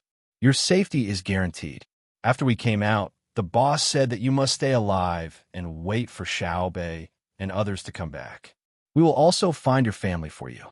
You can do things under our arrangement first, or stay here and direct how to sell your food." Su Lin patted his chest and guaranteed. He really had the confidence to do so. The main problem was that Xiao Bei and others did not intend to let 311 people die. In the whole Tang Empire, unless the emperor personally ordered to kill, no one could do it, not even the kings and princes. Su Lin even faintly believed that even if the emperor did it himself, if Xiao Bao and Cuckoo did not let him, the final result was that they could still save the people. The wrinkles on Chung Ping Ping's face stretched a little, but there was still a kind of sadness that could not be removed. He looked at the people in the broker house and asked, "If my 3 grandsons and 2 granddaughters change schools, I'm afraid they won't be able to adapt." "Brother Chung, don't worry about the children. They just won't see you for a while. No, if you want to see them, You can come and see them. They can still go to school where they used to be. Let the school know, and they can live there. As for food and drink, you don't have to worry about it. The school will take care of it. This is not a remote place, but Hunan province. There are countless merchants. How can the children in the school lack things? Su Lin continued to persuade. If it really did not work, the branch of the broker house would lose a little money. Every few days, they would send the children to reunite with their parents. I'm afraid that they can't find us, so they will go to lend them 100 guts. Not to mention hurting the children. Even if they go to the school to threaten them, then you don't have to pay back the money, because the creditor is gone. Ha! Su Lin said and couldn't help but laugh. Many people also laughed. Indeed, as he said, if someone really did something dangerous to the children, the result would be only one word: death. As everyone talked and laughed, the mood of more than 300 people changed unconsciously. They all thought about it and found that they really did not have to worry too much. It was just owing money. They could find a way to pay it back. While they were talking, in the middle of the day, the people of the broker house began to deliver food. The dishes were not bad. There was a fried eggplant, a scrambled egg with cucumber, and a bowl of mung bean water, sorghum rice, and salted beans. However, this money had to be credited to the accounts of more than 300 people. When there was a chance in the future, they would collect it from them. The taste of the food was naturally not as good as that of the small pot, but the more than 300 people who had temporarily put down some of their worries had a good appetite. They ate very happily. Everyone ate and chatted. Su Lin was still the most active person. He held a large bowl and squatted near Cheng Pingping. He ate a few times and asked Cheng Pingping, "Brother Cheng, I want to ask you something. They were led by you. What were you thinking at the beginning? Why did you have to pick a critical moment to find trouble?" Cheng Pingping's hand movement paused. He simply held the chopsticks in his hand. His eyes looked over the bowl and stared at the ground in front of him for a while. Just when Su Lin couldn't help but ask again, he finally spoke. "I didn't want to find trouble for anyone. When Xiao Bao made the national policy, we were the first to follow. Then we found that by doing so, we could make a lot of money. So my heart became alive. Before, we didn't have the opportunity to make a lot of money. Now the opportunity was in front of us. We could reach out and touch it. Wouldn't it save us many years of work? We got together and thought about it. We had a lot of land in our hands. The wheat was also under our control. If we worked together, we could raise the price and lower the price if we wanted. Especially now that there was a war, the army used a lot of food. Our food couldn't be directly transported to the battlefield. It was too far. The imperial court's method was progressive transportation. The food would be transported from one place to another. Once the food was transported, our Hunan circuit would inevitably lack food. The grain merchants would raise the price. Since that was the case, why didn't we raise the price ourselves and then sell it? You know what happened next? We came up with a plan. If it succeeded, we could make double the money. As for failure, we really didn't think about it. We have a lot of people, a lot of land, and a lot of food. I thought about it. When doing business, whoever has the bigger capital can use this bigger capital to make more money. Those with small capital can't even qualify to join. As Cheng Pingping spoke, the people around him nodded. They had really thought about it this way. 311 people, if they worked together, would have a lot of power. If the 30,000 people who were renting land worked together, they could control the price of food in several dozen provinces. Big Brother Cheng said exactly what we wanted to say. Moreover, we thought about it. First, we would work together and raise the price a bit, but not too much. We knew that Xiao Bao wouldn't allow the price of the necessities of the Great Tang to fluctuate too much. 1/10 isn't much, right? But if we did this, if we succeeded, we wouldn't be earning 1/10, but 2/10 or even 2/10.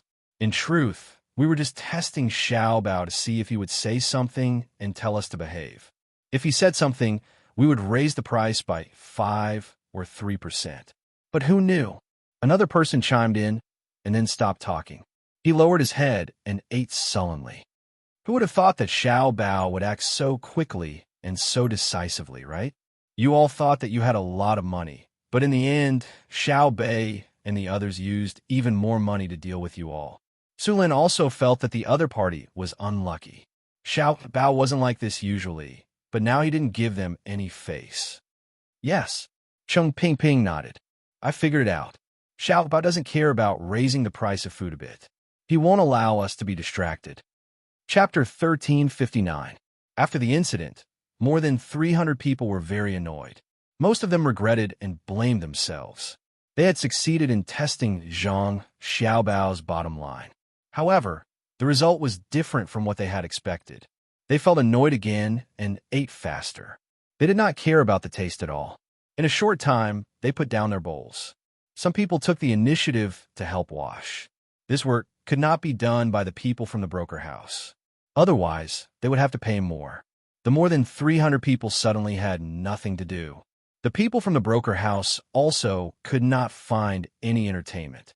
Their job was to accompany the other party and watch over them. They did not want to let anything happen to them. The sun began to move to the west, and the shadow on the ground grew longer. The more than 300 people waiting for their families to arrive first met the person in charge of Chongping-song. This person had a cold face, as if everyone owed him money. He glanced at the more than 300 people with a silent gaze. Everyone who was seen by him lowered their heads. They had seen people from Chongping-song before. It was not the expression of the person in front of them. Instead, he smiled when he collected the grain and when he gave out the grain. He gave people a very gentle feeling. Why was his attitude different? It was obvious that what they had done had angered him. There's still a few days until a month. You signed a contract with Xiao Bei and the others for a month. Are you going to continue to wait, or admit your failure now and pay the money? The person in charge of Chongping-song asked coldly. What's the difference? Chung Ping-ping stood up when he saw everyone looking at him. The person from Chongping-song glared at Chung Ping-ping and said, the difference is that if you pay the money now, I will collect the grain immediately. Look at what you have done. You have to raise the price of wheat. How can I, Chongping-song, collect grain? If I collect according to the normal market price, people will not sell to me because of the high price. Everyone is waiting for a month to come. Then they will consider whether to let me, Chongping-song, buy it. The person in charge was very angry. Chongping-song and other places had stored the grain they harvested last month, but he was still waiting. A lot of work was delayed. Collecting grain was not as simple as taking out money to buy the grain and sending it to the granary. They had to screen it, look at the weather, and design the mat and fence used to release the grain. If one was unlucky and the grain was bought before the enclosure was made. Moreover, the measures to prevent moisture were not appropriate. When the grain was not protected properly and there was a heavy rain, the wine could be made directly. Otherwise, the wheat would germinate and become moldy. However, Chung Ping-ping and the others insisted on raising the price of the wheat. The other local people were watching and did not buy at all. They were not willing to sell to Chongping-song at the normal price. Now, the price had dropped because of Xiao Bei and the others, but Xiao Bei's contract with the other party hadn't expired yet. If they were to accept the wheat now, a portion of them would be willing to sell. That way, the price of the wheat would increase, and Xiao Bei and the others would definitely suffer losses. There was also a portion of them who clearly knew that more than 300 people would lose, but they still had a little bit of hope. What if at the last moment of the last day, the price of the wheat suddenly increased? As the person in charge of Chongping-song, how could he not be angry? The role of Chongping-song was to coordinate the price of food. If the price was low, they would buy it. When the price was high, they would sell it. When the price was low, they would sell it. When the price was low, they would sell it. When the price was low, they would not let the people spend too much money to buy food. When the price of food was stable, Chongping-song did not need to care. Usually, he just needed to maintain it. However, he knew that how could it be stable now? This was the time of the autumn harvest. Moreover, this year, there were the most people renting and consolidating land in Hunan. Efficiency had increased, management had kept up, and grain production had also increased. Under such circumstances, how could the food not be cheap? Maybe, he admitted, it was this group of idiots who did it. In the first few days, the price of the local wheat had increased by 20%. How could Chongping-song, who was in charge of him, buy it? He didn't want to buy it, but the problem was that when the wind blew over, the price of the wheat would definitely plummet. He still had to buy it. Otherwise, The wheat would be bought by other grain merchants when the price was low. He would be incompetent and derelict in his duty. The provincial capital of Hunan province was so close to Luoyang and the capital. How could he make a mistake under the emperor's nose? The more he thought about it, the angrier this person in charge became. He even felt that he was about to fall ill from anger. Looking at the person in front of him, for a moment, he couldn't control his emotions. He took 2 steps forward, raised his arm, and slapped Cheng Pingping. I hate that I can't kill you. After the slap, the person in charge knew that it was wrong to hit people. He shook his hand, stared at Cheng Pingping, and threatened, "Hurry up and decide, or I'll send a report to the Zhang family and Wang family and tell them about your matter. I'll ask them if they still want to let me live. Today, you've tricked me once. When Xiao Bei and the others come back, I'll personally find them. Don't hit people. Let's talk nicely. Brother Tian, calm down. Don't worry, they can't make much waves. Our Tang Empire won't be in chaos. I think the imperial court knows that the matter didn't happen to you. Why bother? Are you free tonight? Brother, I'll find you to drink some wine." This year, the Bohai Commander-in-Chief's mansion shipped a lot of wild animals. I haven't eaten this year. The wine is not expensive. Their grain is used to make wine. I bought 2 jars of the year before last. Su Lin reacted and squeezed between the person in charge of Chongping Song and Cheng Pingping to persuade them. As a person of the broker house, he had a wide range of connections. He had eaten with the person in charge several times, Tian Monsong, so he could talk about small things. Tian Monsong took 2 steps back and continued to say angrily, "They shouldn't have left the grain to make wine in Hebei province. They should have attacked Hunan province. How dare they raise the price to make money? The more they plant, the more they lose." Yes, Brother Tian is right. Xiao Bao and Cuckoo are really kind and soft-hearted. They can't bear to see others suffer.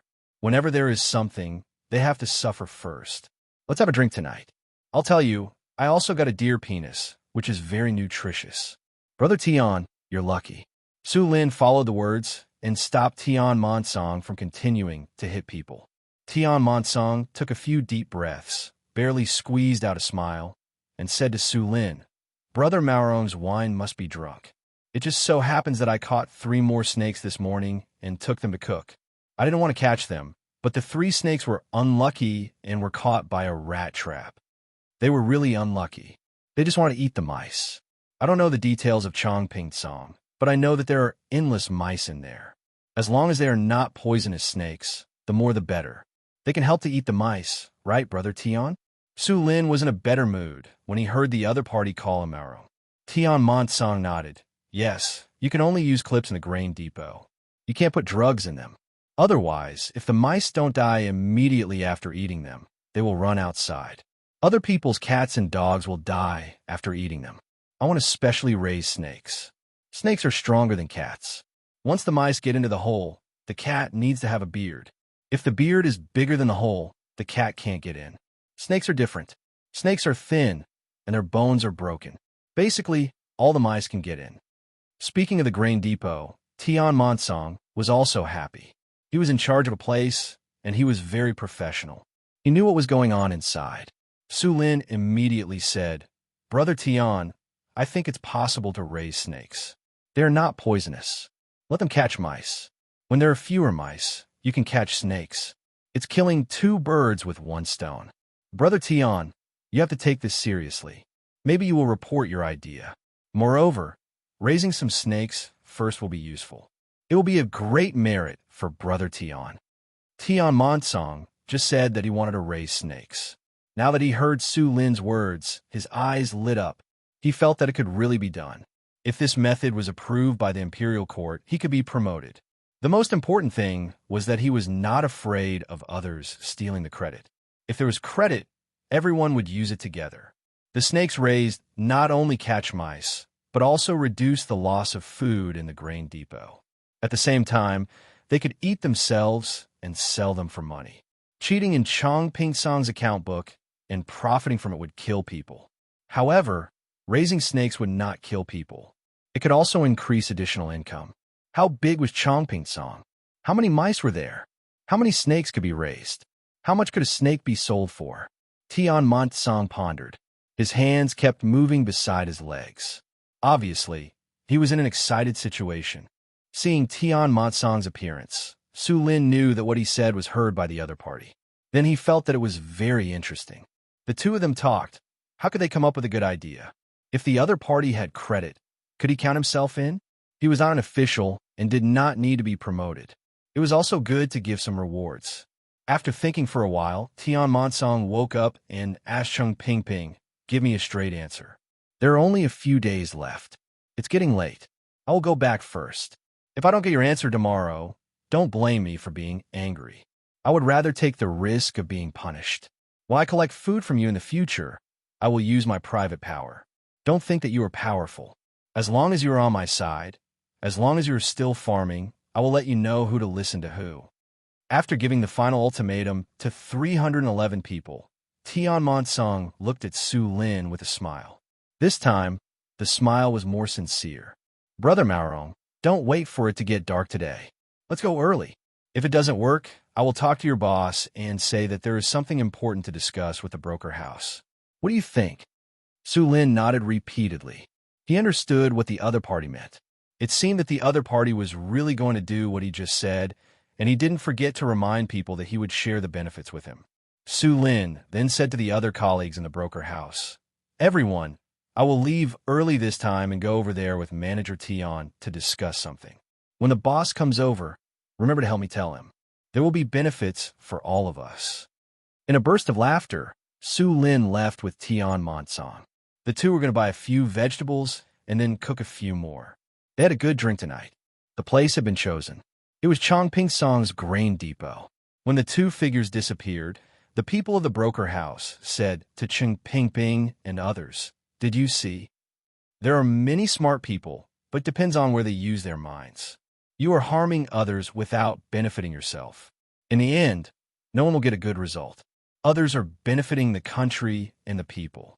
You should think about it carefully. Don't delay it for a month." That is a problem of attitude. While the others were thinking about what had just happened, Chung Ping was different from the others. He was thinking about whether he should also figure out a good way to benefit the country, the people, and himself. Should he also raise snakes, catch field mice, or raise owls? Chapter 1360. Night fell. The moon was not so round today, so the stars in the sky seemed to be brighter. Tian Montsong and Su Lin moved a jug of wine, 5 jeans of it, and made a few dishes. They stayed under one of the racks in Chongping Granary's granary. It was hot, so there was no need to heat the wine. They lit a few ropes made of wormwood. As the smoke lingered, there were fewer mosquitoes. However, they had to pay attention to the fire. They could not let the wormwood rope catch fire, let alone stick it to the grain pile. In fact, it was not a problem to stick it to the grain pile. As long as they did not drink too much, it was difficult for a small fire to burn the whole grain pile. If they were to burn it, they would first burn the mat on the outside. Once the mat was burned, the food inside would continuously flow out. They would directly put the fire under the mat and then let out smoke. If this pile of food was just smoking, it would not be finished in half a month unless oil was poured on it, and then flames were lit in different places around at the same time. Because the grain was not so dry, if they did not believe it, they could find a pile of wheat or rice with shells, and then use a match to see how long it would take to light the pile of grain into a bonfire. In addition, there were people patrolling, so Su Lin and Tian Montsong were not worried at all. There was no wind tonight, so the fragrance of the wine and dishes rose straight into their noses. "It smells good. Come on, Brother Tian, drink a cup first." Su Lin picked up a wine cup and said to Tian Montsong. Tian Montsong also picked up the cup, touched it gently, and the two raised their heads and drank. Tian Montsong smacked his lips and slowly exhaled. He felt that his stomach immediately became warm. A part of the smell of wine came out of his nostrils, and his whole body was comfortable. Good wine, but it is a pity that it is not easy to buy. "Maron, where did you buy it?" Tian Montsong praised, picked up a piece of deer penis, threw it into his mouth, and chewed slowly. Su Lin picked up a cucumber, dipped it in the sauce, and replied, "Of course it's good wine. Xiao Bao and Cuckoo wouldn't sell bad wine." They don't sell wine that is less than 2 years old. Drinking new wine is bad for the body. Drinking a small cup of this kind of wine a day is not bad, especially when it's soaked in medicine. They only sell hard liquor, and they don't sell anything less than 50% alcohol content. Moreover, they distribute their goods throughout the Great Tang. A portion is given to the restaurants, and a portion is given to the merchants. Otherwise, if they focus on selling in one place, the local people won't need to make wine anymore. Benevolence, righteousness, kindness. All right, don't say that they're kind. We all know that they'll only be kind if you don't make any mistakes. Tell me, did you buy your wine from a wine merchant? There wasn't any when I went there this year. Tian Monsong refilled the wine cups of the two people. When the wine was about to overflow, he stopped pouring wine and urged Su Lin to tell him where the wine came from. Su Lin drank another cup and then said, "This year, they didn't distribute the goods at all. When the soldiers in front were transporting the wine, I happened to be strolling on the side of the road with my brothers. I saw that their carriage was hard to move. It was raining, so I went over to help. I worked for the whole afternoon. Where did you buy the wine that they gave you? You said that you bought it before." Tian Monsong found fault with him. The people in the broker house were different from the people who worked last time. We all agreed that if someone asked, we would say that we bought it. Otherwise, wouldn't it all be taken away by others? Drink. Su Lin didn't feel embarrassed. He calmly expressed his thoughts and grabbed another braised pig to kick and gnaw on. Tian Monsong drank the wine in the cup and refilled it again. At this time, he couldn't continue drinking. He had to eat. Otherwise, he wouldn't want to eat in the end and would feel uncomfortable with a stomach full of wine. Moreover, when pouring the wine, it had to be very full, especially when drinking from a small cup. Otherwise, when drinking, it would be disgusting. Drinking wine was different from drinking tea. There was no problem with inhaling when drinking tea, but when drinking wine, one had to hold his breath and exhale after drinking.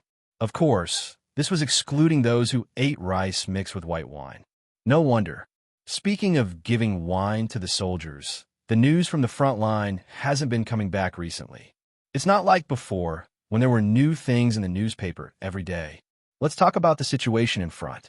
I read the newspaper today. There's no latest news at all. Just based on what happened last time, the advertisements have changed a lot. Tian Monsong said leisurely. He didn't seem to be in a good mood. Su Lin sighed. I'm also very worried about the soldiers in front. I guess they've pushed too deep and can't connect with the telegraph. Think about it. The environment there is so complicated. There's thunder and rain, the signal is bad, and the person in charge of the relay has to hide. I'm already very satisfied with my life.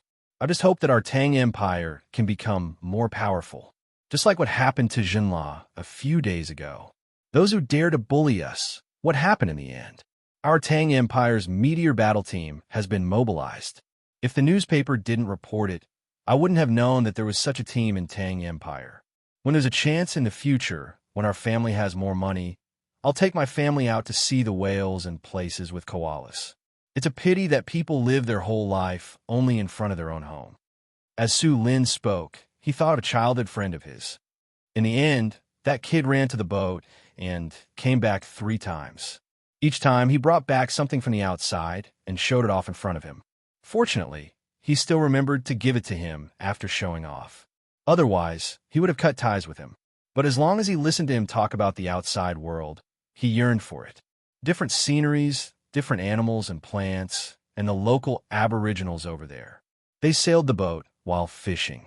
Life was indeed colorful. Su Lin's words made Tian Monsong yearn for as well, but he shook his head helplessly. I can't. I'm an official. Unless I resign, I can't bear to. I can't bear to be an official either. Hey, Brother Tian, look, is there a snake over there?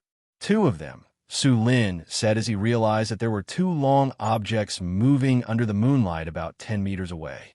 Tian Monsong looked over and nodded. Yes, it's a grass snake. It's probably looking for mice to eat. They also need to eat, unlike winter where they can hibernate. I wonder, what if there's no winter? For example, on an island near Luzhou, I heard that it's very hot in winter. It's not hibernating. It's not cold, just like bears.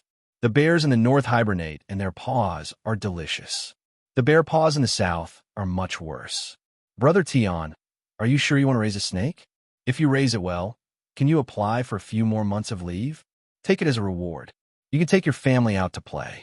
Don't go too far, just a place where you can come back in 2 or 3 months. Speaking of the snake, Su Lin began to give Tian Monsong ideas. As long as he made contributions, the imperial court would definitely reward him. There would be official positions, money, and holidays. If the snake was raised well, other places could also learn from it. There were countless granaries in Great Tang. How much food could they save every year? Moreover, if they sold the snakes for money, they would not have to hand over the money. They would be left for Chang Pingsong. With an additional income, they would be in a good mood. The imperial court would also be happy to see this. Tian Monsong's eyes were fixed on the moving snakes. When the 2 snakes turned and disappeared behind another granary, he retracted his gaze. He drank another cup of wine and said, "Raise? Brother Tian, you'll definitely succeed. I congratulate you in advance." Su Lin congratulated him, but his eyes were fixed on Tian Monsong. Tian Monsong, of course, knew what Su Lin wanted. He said with a smile, "Mao Rong, raising snakes is not my problem alone. I need your help. Brother Tian, I'll do my best." Su Lin smiled, knowing that his benefits were coming. "We're not familiar with raising snakes in Chongpingsong. Mao Rong, you'll have to help us find an expert. Also, there aren't enough snakes in the granary. I'm worried that I'll be cheated if I buy them from outside. I'll have to trouble you. I also remember that owls eat mice, so, Brother Tian, that won't do. Owls eat mice, but they also eat snakes. The 2 of them can't be raised together." Su Lin quickly reminded him. If these 2 things were raised together, only the owls would be left. Tian Monsong suddenly understood and laughed. Yes, if we can't raise them together, we can raise them separately. Brother Tian, owls are different from snakes. They can fly, while snakes can crawl. If you raise snakes in a granary, there's a ditch outside. You can control it. How big of a net do you need to pull out to raise owls? It's okay to just eat mice, but it eats a lot. What if it eats other people's domestic poultry? Su Lin had to continue to remind him. It's drunk. Look at me, I won't raise it. If I don't raise owls, I'll raise snakes. Brother, you're right. Snakes eat chickens too, but you can control them in one place and pull out the net. Brother, you have to pay attention to the matter of buying snakes. Tian Monsong smiled embarrassedly and made up his mind about raising snakes in Chang Pingsong's granary. If he really raised snakes, he would be promoted and earn money. He could also take more vacations and take his family out. Not to mention going too far. Even if he went to Lu Zhou's place, he could see the bright moon rising from the sea and the scenery from the horizon. The more he thought about it, the more he felt it made sense. Coupled with the wine, Tian Monsong began to feel tipsy. However, he was not drunk, just comfortable. The food was more delicious, the wine was more mellow, and the moonlight was more charming. After eating some more food, Tian Monsong asked Su Lin, "Brother, what do you think there are more snakes here? If they're not poisonous, I don't want a snake to run out and bite the child. If that happens, not only will I be promoted, but I will also be punished." Brother Tian, don't worry. I promise I'll find you all the snakes that are not poisonous, and I don't want the big ones. Otherwise, I'll be done for if the child dies. Brother Tian, if you want to talk about snakes that are not poisonous, it's Old Willow Village in Hongnon County. There are many willow trees, rivers, tree holes, and all kinds of small animals. It's all so cool, so the snakes are willing to settle there. Su Lin thought of a place and told Tian Monsong that if the other party agreed, he would arrange for someone to go there and collect the snakes. At the same time, he would ask if there were any willow mushrooms. If there were, he would buy them together and cook them for his child at home. I know this place, Old Willow Village. It's amazing. The little girl is only 10 years old, but she's actually a 7th grade official. Oh, a 7th grade official. It's said to be under the control of the county, but who dares to? The Willow Weaver is famous, and she can grow her own doll. My family has several. My child likes it, and it's not expensive, so I buy it for them. Speaking of Old Willow Village, Tian Monsong had a deep impression of it. When he thought of the dolls at home, he smiled happily. However, Su Lin shook his head and said, "Brother Tian, you're talking about the past. Now, Old Willow Village is being bullied by the new county magistrate. Oh, why is that? That new county magistrate is called Lu Yin. He has the same surname as most of the people in Old Willow Village. Maybe they were from the same family 500 years ago. Yes, Lu Yin. I remember now. He's from Qinzhongdao, the former county magistrate of Bajiang County. He rose from 7th grade official to 6th grade official, which is quite a fast jump. What happened to him? It's a long story. Drink. Su Lin raised his cup again. Chapter 1361. Old Willow Village, which was mentioned by Tian Monsong and Su Lin last night, had lost its usual tranquility. Early in the morning, the new county magistrate, Lu Yin, who had just been in Hongnon County for a month, came to Old Willow Village with a group of people. He brought a notebook with him so that he could write on it. Lu Yin, who came from Qinzhong, was not as rustic as people thought. After all, Qinzhongdao was too remote and poor. Any normal Tang person would have a feeling that they had a high status when they thought of that place. It was the same as the people in the capital who thought they had high status. Of course, the people in the capital now did not think that they had the highest status. They still had Luzhou above them. Luzhou used to be a place where people were sent away, but now it had become a place where many rich people bought houses. People who came from other places would be conquered by the beauty of Luzhou, but Luzhou's people came to the capital with their chests held high. Luzhou's people would only restrain themselves when they came to Sanshui County. It could not be helped. Sanshui County was the foundation of the Zhang family and the Wang family. It was the first place in the entire Great Tang. Whether it was in terms of scenery, culture, economy, or politics, Sanshui County stood there like a benchmark that had never been surpassed. In that case, Bajiang County of Qinzhongdao was the poorest of the poor. Not to mention now, even in the era of Zhang Xiaobao and Wang Wan, the development of Bajiang County was slower than other places. However, as the county magistrate from Bajiang County, Lu Yin did not look rustic at all. He looked like a person from the capital. He had fair skin, a straight nose, and a straight mouth. When he stood there, he exuded a different temperament, like a gentleman. It would be better if his eyes were not so aggressive. However, people who saw him always felt that his eyes were small and always looked at people intently. The gentlemanly aura of a gentleman was completely destroyed by his eyes. To sum it up in one word, he was domineering. Here, circle this place with lime first. We have to build an octagonal pavilion and paint it red. It will create a strong contrast with the surrounding scenery. However, a red pavilion with green willows will not make people feel awkward. Yes, it has to be like this. Lu Yin stood beside the river that passed by Old Willow Village and gave the order to the Yamen people who followed him.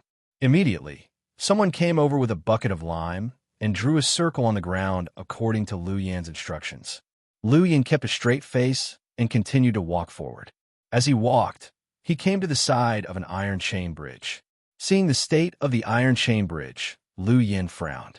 Then, he ordered, "Tell them to lay down the boards on the bridge. I want to go over." This was not his first time here, but his 4th time here. He had just arrived in Hongnon County, but he had specially come to the same village 4 times. It was obvious how much he valued this place. However, today's 4th visit was different from the previous 3. Today, the plank on the iron chain bridge had been removed. Obviously, the other party knew that he was coming and did this on purpose. Lu Yin knew that the other party didn't want to let him go because they wanted to go against his plan. They didn't go well the first 3 times, and the 4th time, the other party didn't want to talk to him anymore. Lu Yin also knew the situation in Old Willow Village, but he didn't believe it. He believed that what he did was right. As long as it was right, even the emperor should support it, let alone Xiao Bei. The Zhang family and the Wang family didn't want to be reasonable. More importantly, once he succeeded, his status would be improved. Others didn't dare to provoke the Zhang family and the Wang family, but he dared. What he did was right. He wanted to tell the world that the Tang Empire didn't only have Xiao Bao and Cuckoo, but also Lu Yin. Originally, he wanted to ask Lu Feifei to go to the Yamen directly. However, when he thought about it, Lu Feifei had already been ordered to go to the capital to bring some willow trees and mushrooms in Old Willow Village. At the same time, she had to bring back new seeds from the Sanongxi Temple. Lu Yin didn't want to wait for a little girl, so he came here first. He thought that he could deal with the problem directly as the county magistrate. However, the customs in Old Willow Village were different. He had talked with the old guy 3 times, but the old guy didn't agree. Wasn't it just a few changes? Didn't he hear that poverty leads to change, change leads to success, and success leads to longevity? The old ways of Old Willow Village had already hindered the development of the Tang Empire. Now that he was in Hongnon County, he had to speed up the development. Before he took office, he had a thorough understanding of Hongnon County. He also made a perfect development plan according to the local situation. During the flood, the people of Old Willow Village did contribute. However, one couldn't just lie on a book of merit and not strive to improve. His arrival would change everything. In the future, Hongnon County would be a better place than Luzhou. It was closer to the capital and developed quickly. It would become another benchmark of Tang Empire. The more Lu Yin thought about it, the more confident he became. At the same time, he hated all those who hindered his development, and the old village chief of Old Willow Village was one of them. Lu Yin, who was immersed in his dream, felt something was wrong. Didn't he order his subordinates to call for help just now? Why didn't he hear anything? Call for help. Lu Yin ordered again. My lord, it's not that I don't want to, but it's useless. They won't lay down the bridge for us. When Xiao Bei and the others came, the planks on the bridge were all pulled down. The villagers knew they were coming, but they didn't lay down the planks. In the end, the protection team had to lay down the planks with their bodies. A Yamen runner explained to Lu Yin. What he meant was that Xiao Bei and the others were already famous at that time, but they still couldn't do anything. Now that Lu Yin was here, who were you? Who would care about them? You came 3 times and failed to negotiate. They wouldn't come out no matter how hard you shouted. Xiao Bei, you're not 10 years old yet, right? I'm 36 years old this year. He shout. Lu Yin sneered and ordered again. Everyone who came with him retreated at the same time. When they were 10 steps away from him, they stood still and lowered their heads to look at their shoes. Lu Yin suddenly felt that his breathing was smooth and his surroundings were empty. He turned his head with a sullen face and squeezed out a few words from between his teeth. How dare you disobey my orders? At most, I won't be a Yamen runner anymore. I'll go somewhere else. I'll move. What can you do? If I offend you, you can bear with it. A county magistrate, a 6th rank official, and a lower 6th rank official. I'm 36 years old. I don't dare to offend Xiao Bei and the others. You're too powerful. What you said today, I'll tell others. I'm not 10 years old yet, but I'm a 3rd rank official. Sir, you're busy. I'll go back to pack my things and move. The Yamen runner sneered after he finished speaking. He swaggered back and stopped serving Lu Yin. Lu Yin immediately realized that his qi and blood were floating up and his face was hot. He was probably tired from rushing over so early in the morning. Stop! How dare you disobey my orders? Lu Yin shouted at the Yamen runner, who was leaving. What orders? My cheap life. If I don't work as a Yamen runner, whose orders are mine? I'll go to the restaurant between the clouds and the water in the county town later and ask the waiter to find me a new job. If I hadn't been a Yamen runner in the county before, I wouldn't have taken this job when I saw Xiao Bei and Xiao Bao coming over and saying that the Hongnon society would develop better. It's only a small amount of money a month. What do I need? The Yamen runner straightened his neck and said to Lu Yin with his head tilted, I don't allow you to leave. Lu Yin stared at him like an eagle. Damn, are you the emperor? The Great Tang is not your Great Tang, and Hongnon is not your Hongnon. Don't be afraid. I promise that I will spread what you said today. Just be a good county magistrate and see if you can get out of here. Xiao Bei, humph. You're not 10 years old yet, right? I'm 36 years old this year. Ha! The Yamen runner didn't even look back this time. He directly went to find a horse. He didn't want to walk back. Lu Yin suddenly felt cold all over. He really looked down on Xiao Bei and the others, but others didn't think the same as him. If the news really spread, he wouldn't be able to leave the county town, and he wouldn't even be able to go back. So he quickly stopped him Wait, I don't care if you don't work as a yamen runner, but I don't recognize what you said just now. That's what I meant. Xiaobei. My nose suddenly felt uncomfortable and I humphed. Then I said that it's not easy for them to follow you out when they're not even 10 years old. I'm 36 years old. I can't compare with them, understand? You really make people look down on you. You didn't even finish a few sentences and you're already scared. Don't worry, I don't want to use others to deal with you. Disappear. After the yamen runner finished speaking, he came to the side of the horse, turned over, clamped his legs, shook the reins, and rode away. Lu Yin stood there in a daze for a long time before he finally reacted. Since he didn't want to be a yamen runner anymore, why did he ride the horse away? You guys?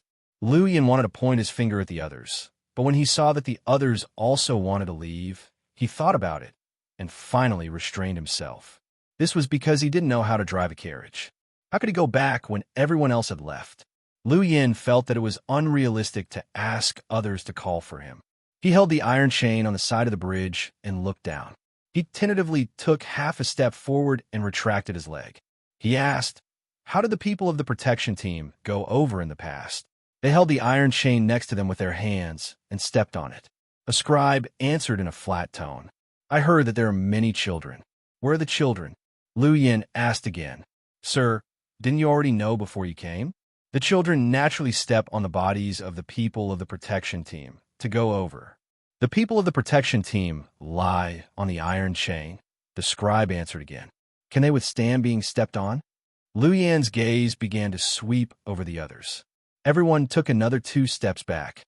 A trace of mockery appeared at the corner of the scribe's mouth and said, "It's okay for the children to step on it, but the adults can probably step on it to death." Oh, Lu Yan didn't say anything else. In fact, he really wanted the people who followed him to lie on the ground like the people of the protection team, so that he could go over. However, he found that his idea obviously didn't work. No one was a fool. Walk over by himself? What if he accidentally fell down?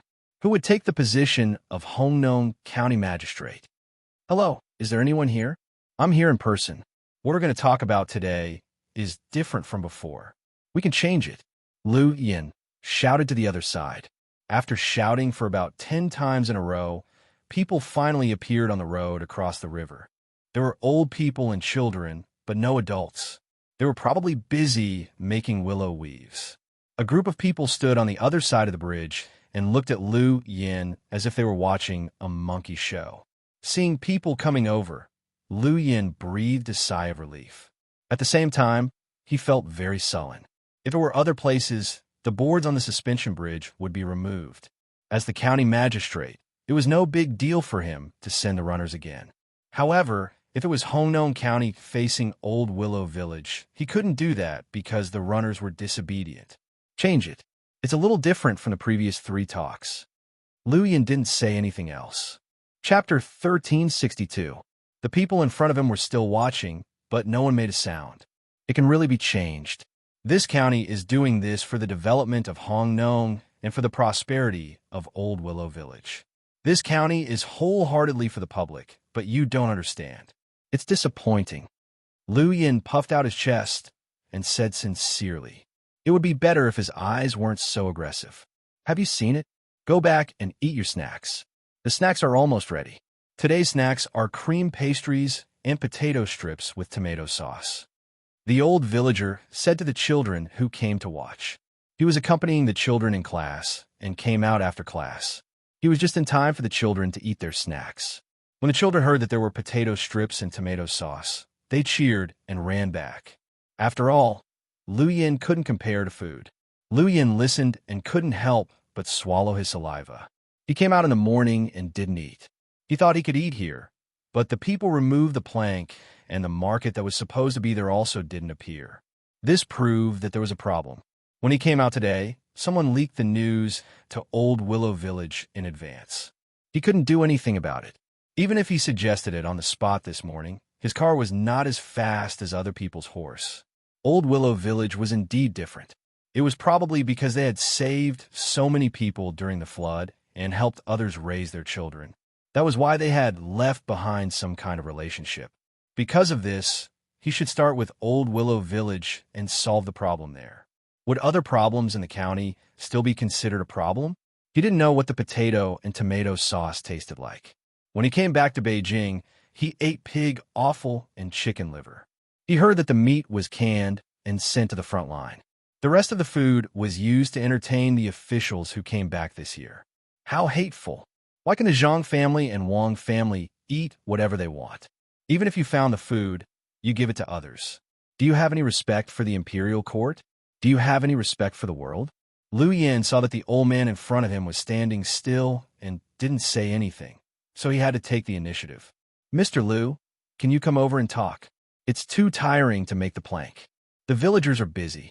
The old villager replied calmly. Can you come over and talk?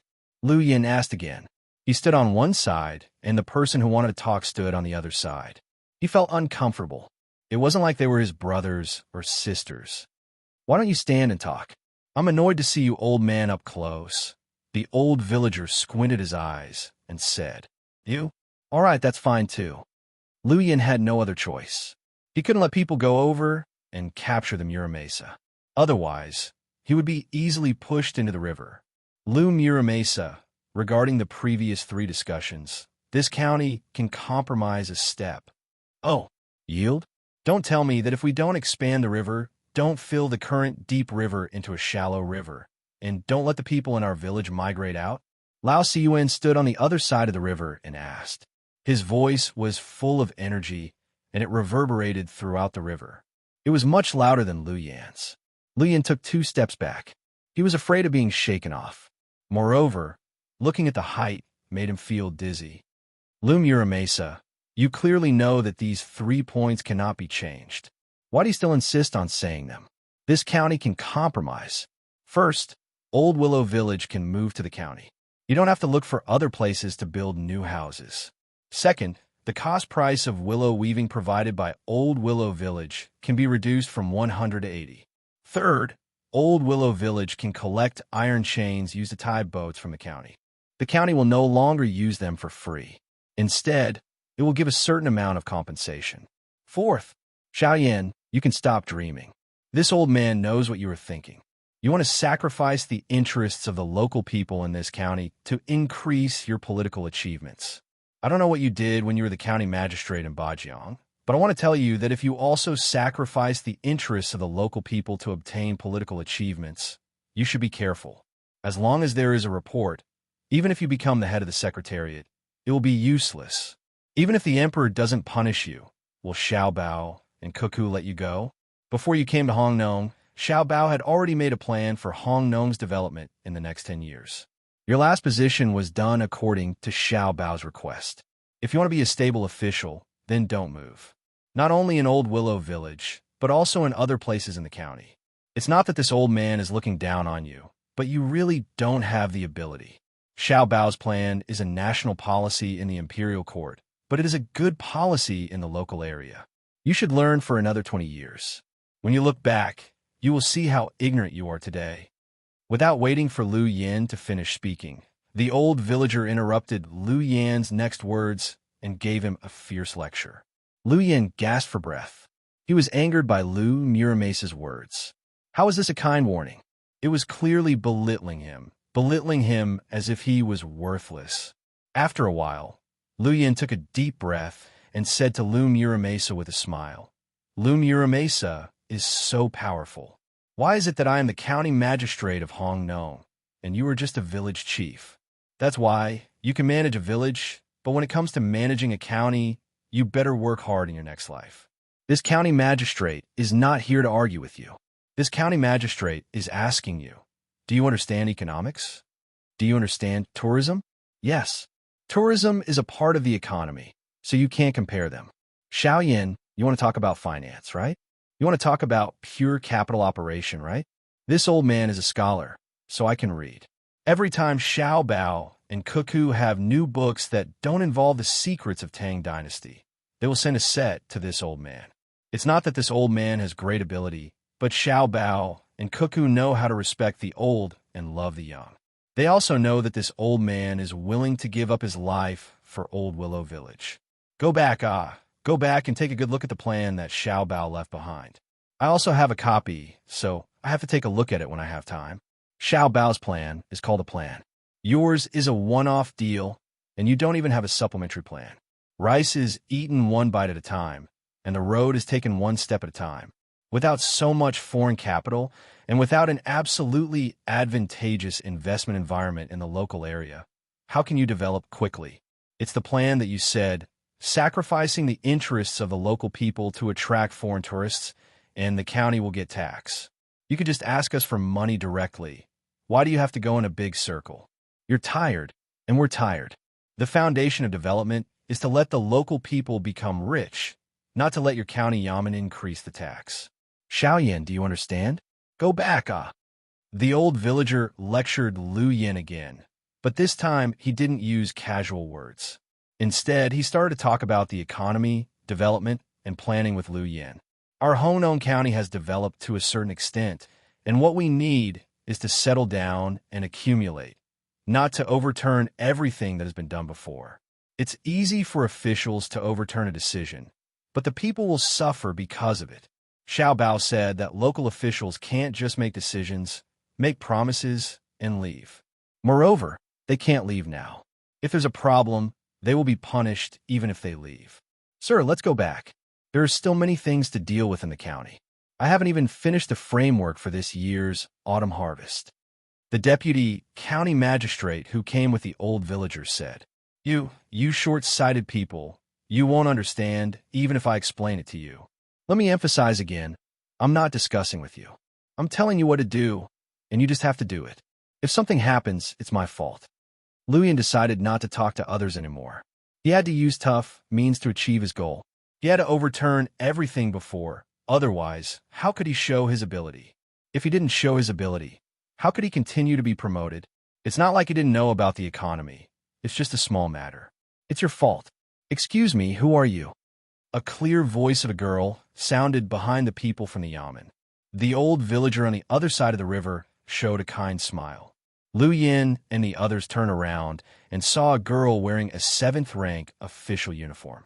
There were 4 people standing beside her, and there was a word band embroidered on their chests.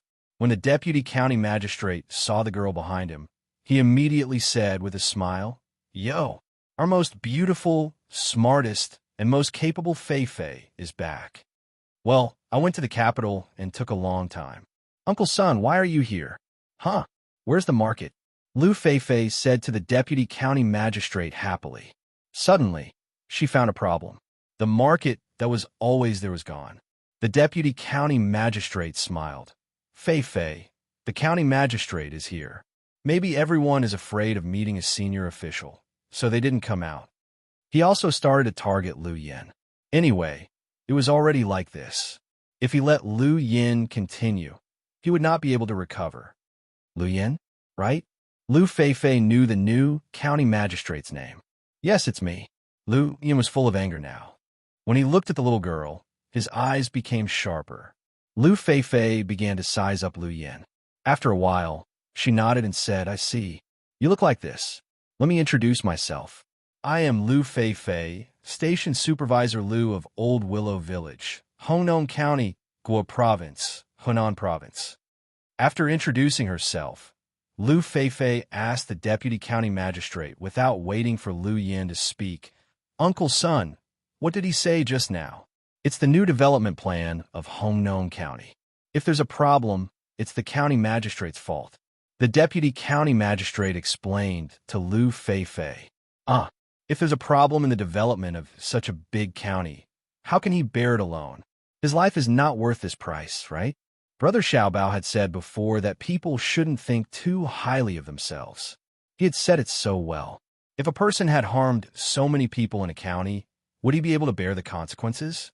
No, we don't need anyone to bear the responsibility alone in Old Willow Village. If we're stable, then so be it.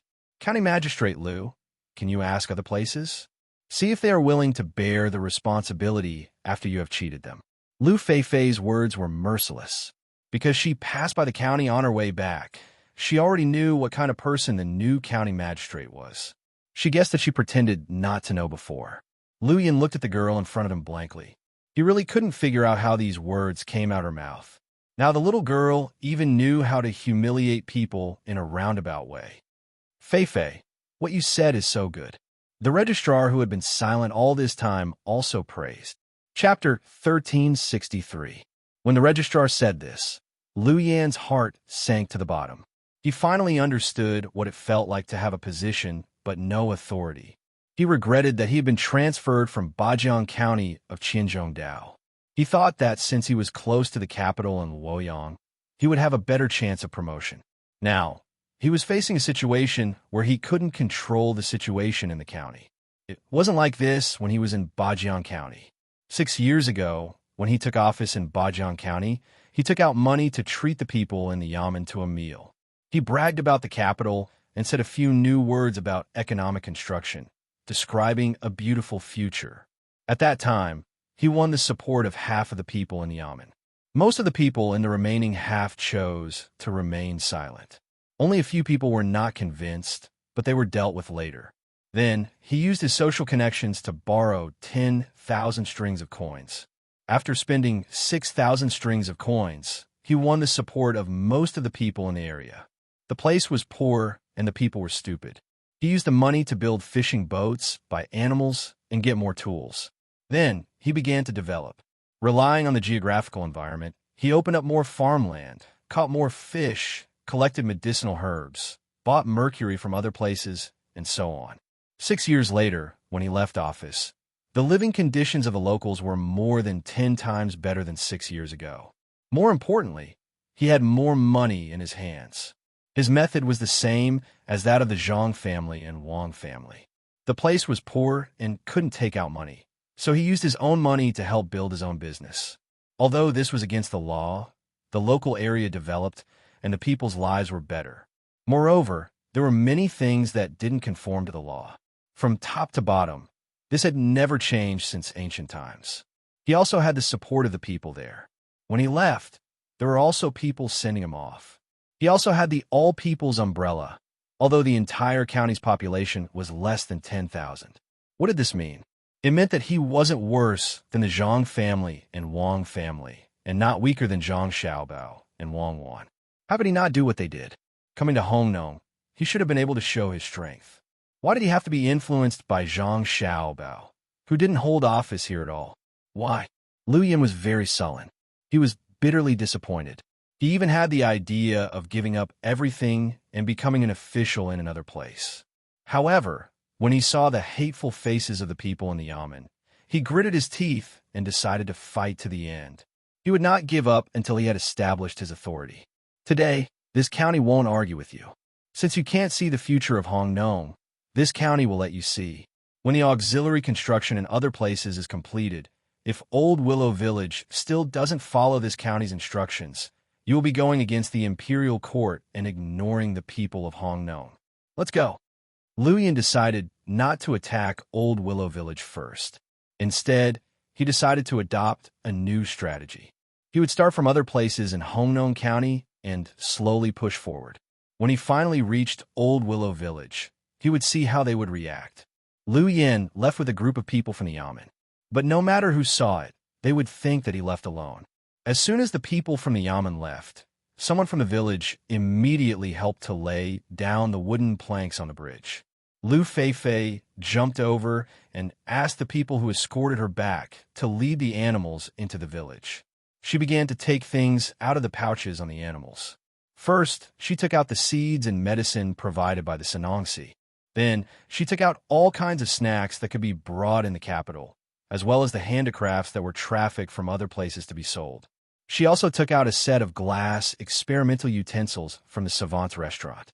Finally, Liu Fei took out a wooden box and held it in front of the old villager. She handed it to him and said, "Grandpa, this is a gift for you. It's a set of fishing tackle. When you have nothing to do, you can fish by the river. We can eat the fish you catch." Good. I'll give it to you. There are already 2 sets. The old villager smiled. He took the box and put it under his armpit with one hand and rubbed Liu Fei's head with the other. The materials used for the new set are different from the previous ones. When I went to the savant's restaurant to ask for the glass utensils, they gave it to me. "Grandpa, the capital has changed again. Except for the Imperial Palace, there are no single-story houses. The lowest one is two-story. Lu Feifei took the fried potato strips from the children who skipped class and talked about the changes in the capital while eating. The old villager still looked kind. Good, good. It's good that the capital has changed. There are more people going to the capital, which means that the road is better.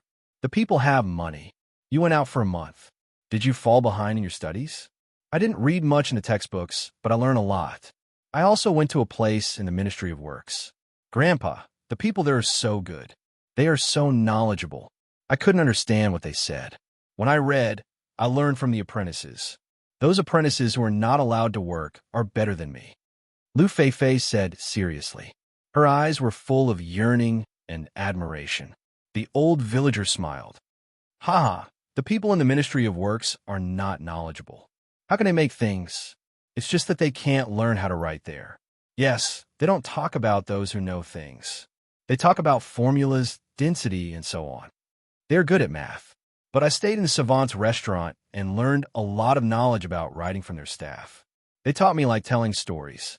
I feel that they are better than the people in the Imperial College and the Imperial College.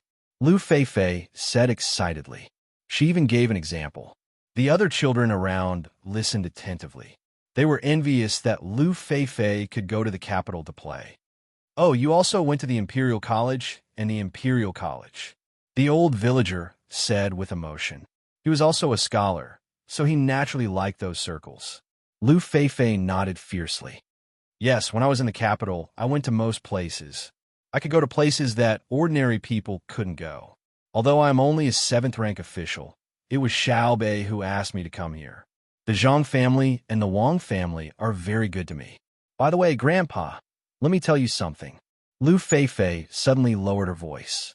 She looked around as if she was afraid that outsiders would hear her. She said, I even had a meal with the current emperor. What? The old villager was shocked. The eyes of the people around him instantly widened. They knew that it was not difficult to see the emperor. They just had to go to the capital with their household registration. After verification, they could wait outside the palace. If the emperor came out, they could see him. But it was another thing to have a meal with the emperor. If Xiaobei and the others were there, they could lead the way. But Feifei went there by herself. How did she have a meal with the emperor? Lu Feifei didn't wait for others to ask and said, I didn't go to see the emperor. On the 9th day in the capital, when I got up in the morning, Uncle Zhang said that he was not too busy today. He took me to see the fun and broaden my knowledge. After all, as an official, I can't control people. If there is a problem in the future, I don't know how to solve it. I followed them. Uncle Zhang won't hurt me. At noon, Uncle Zhang took me to the canteen of the Ministry of Works. There were a lot of dishes. I could choose whatever I wanted to eat. As soon as I put the food on the plate, the emperor came. When I was about to kneel, I found that the others didn't kneel. They just respectfully greeted His Majesty. His Majesty also took a plate to eat and then sat at a table. During the meal, he asked me about Hongnon County and our village. The emperor was very good. He was not scary at all. He was even better than in the movies. When he talked to me and listened to me, he always smiled. The emperor also ate all the food he got. He also told me to cherish the food. In the end, I ate too much. Because it was my first time there, I got too much food. Next time I go there, I will eat a little more and get a little more. Sister Feifei, is the food in the Ministry of Works delicious? A little boy ate the potato and asked while sucking his fingers. Lu Feifei thought about it and shook her head. It's not as good as the food in the Savant's restaurant. Why doesn't the emperor eat in the Savant's restaurant? The little boy didn't understand. The old villager laughed and patted the little boy's head. He said, because the emperor wants to see your sister Feifei. Your sister Feifei's official position was given by the emperor himself. Oh, Sister Feifei is the best. The new county magistrate is a bad guy. The little boy understood. Speaking of the county magistrate, Lu Feifei pouted and said, when His Majesty asked me about the development of the village, I told him how to develop the village. His Majesty even praised me. Now it's the new Lu Yin who wants to change the village. Is he as capable as Brother Xiaobao? I really don't understand what he is thinking. Immediately, The surrounding people began to attack Lu Yin with words. The old villager listened to the people in the village and didn't say anything. He could understand Lu Yan's idea. Xiao Sui and Chao Sui made it sound easy, but not everyone could do it.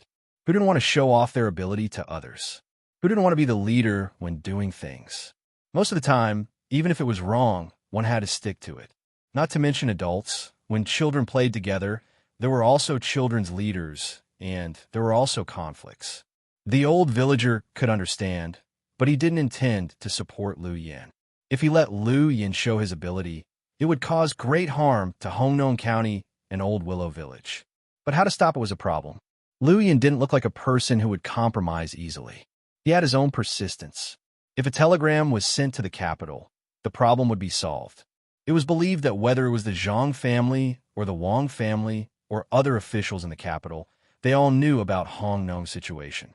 But if they really did that, who would be willing to take care of Hongnong in the future? Officials were not only responsible for governing, but also for pacifying the people, maintaining the local law and order, as well as guiding and educating the people. If Hongnong became a place that all officials were afraid of, in the future, if officials came and stayed in the yamen all day without doing anything, Hongnong would be in chaos. Alas, this won't do. Fight, he still has to fight. That's fine. I have nothing to do, so I'll play with him. A 36-year-old county magistrate.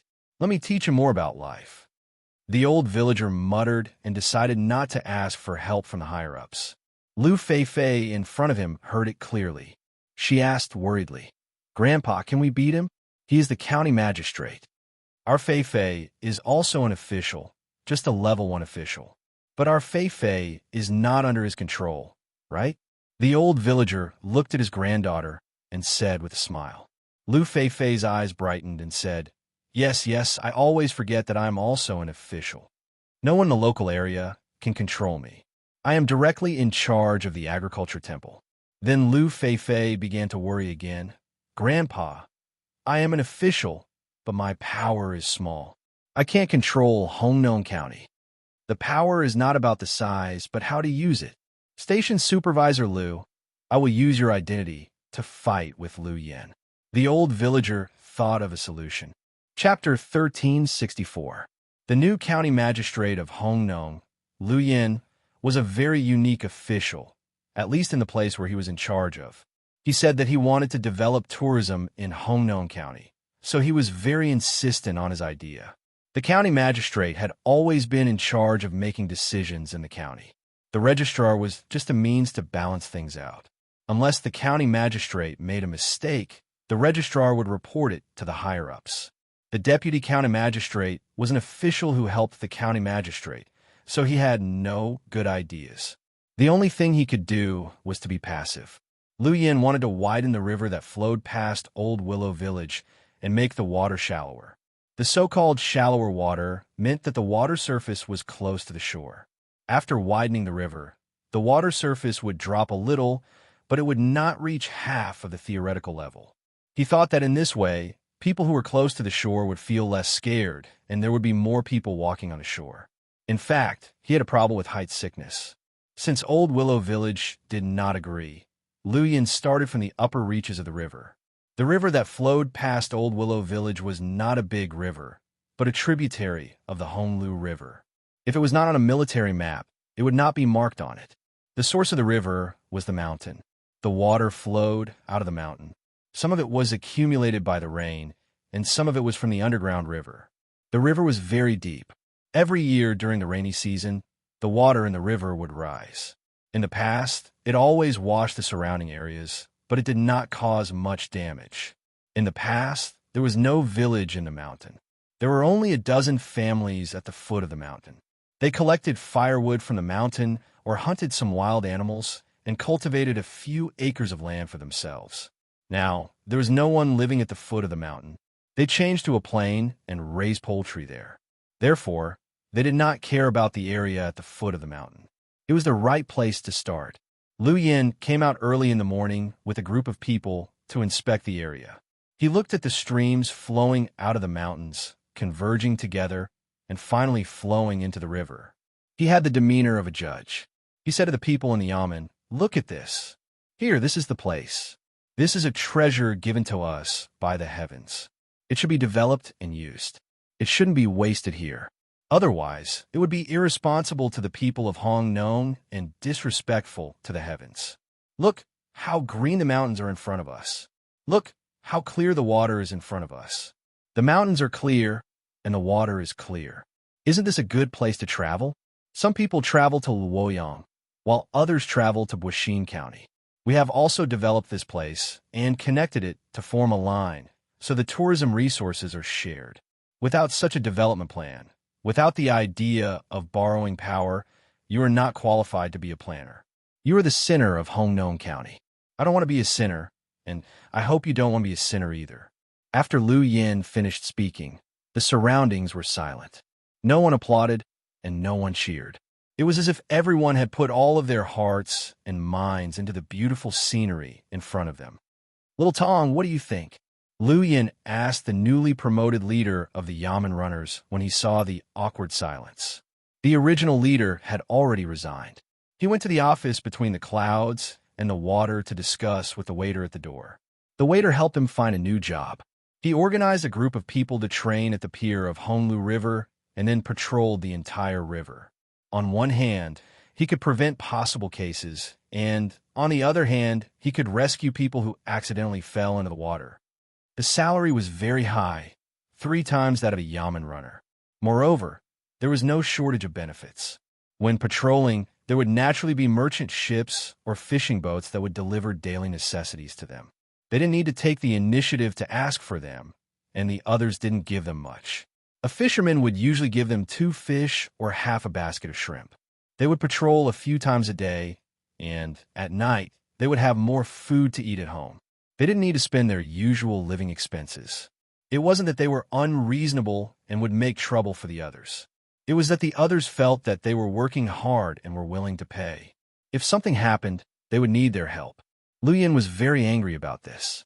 He thought that the waiter from between the clouds and the water was deliberately going against him. However, he didn't dare to question him.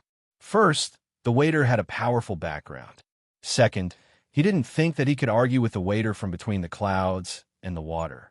The waiter from between the clouds and the water was very talented and had to learn every day. If he really wanted to argue with them, it would be too embarrassing if he was stopped by them. Since he couldn't teach them a lesson, he could only suppress his anger and observe the Yamen runners. He promoted Tong Hui, who was usually the most honest one, to the position of leader.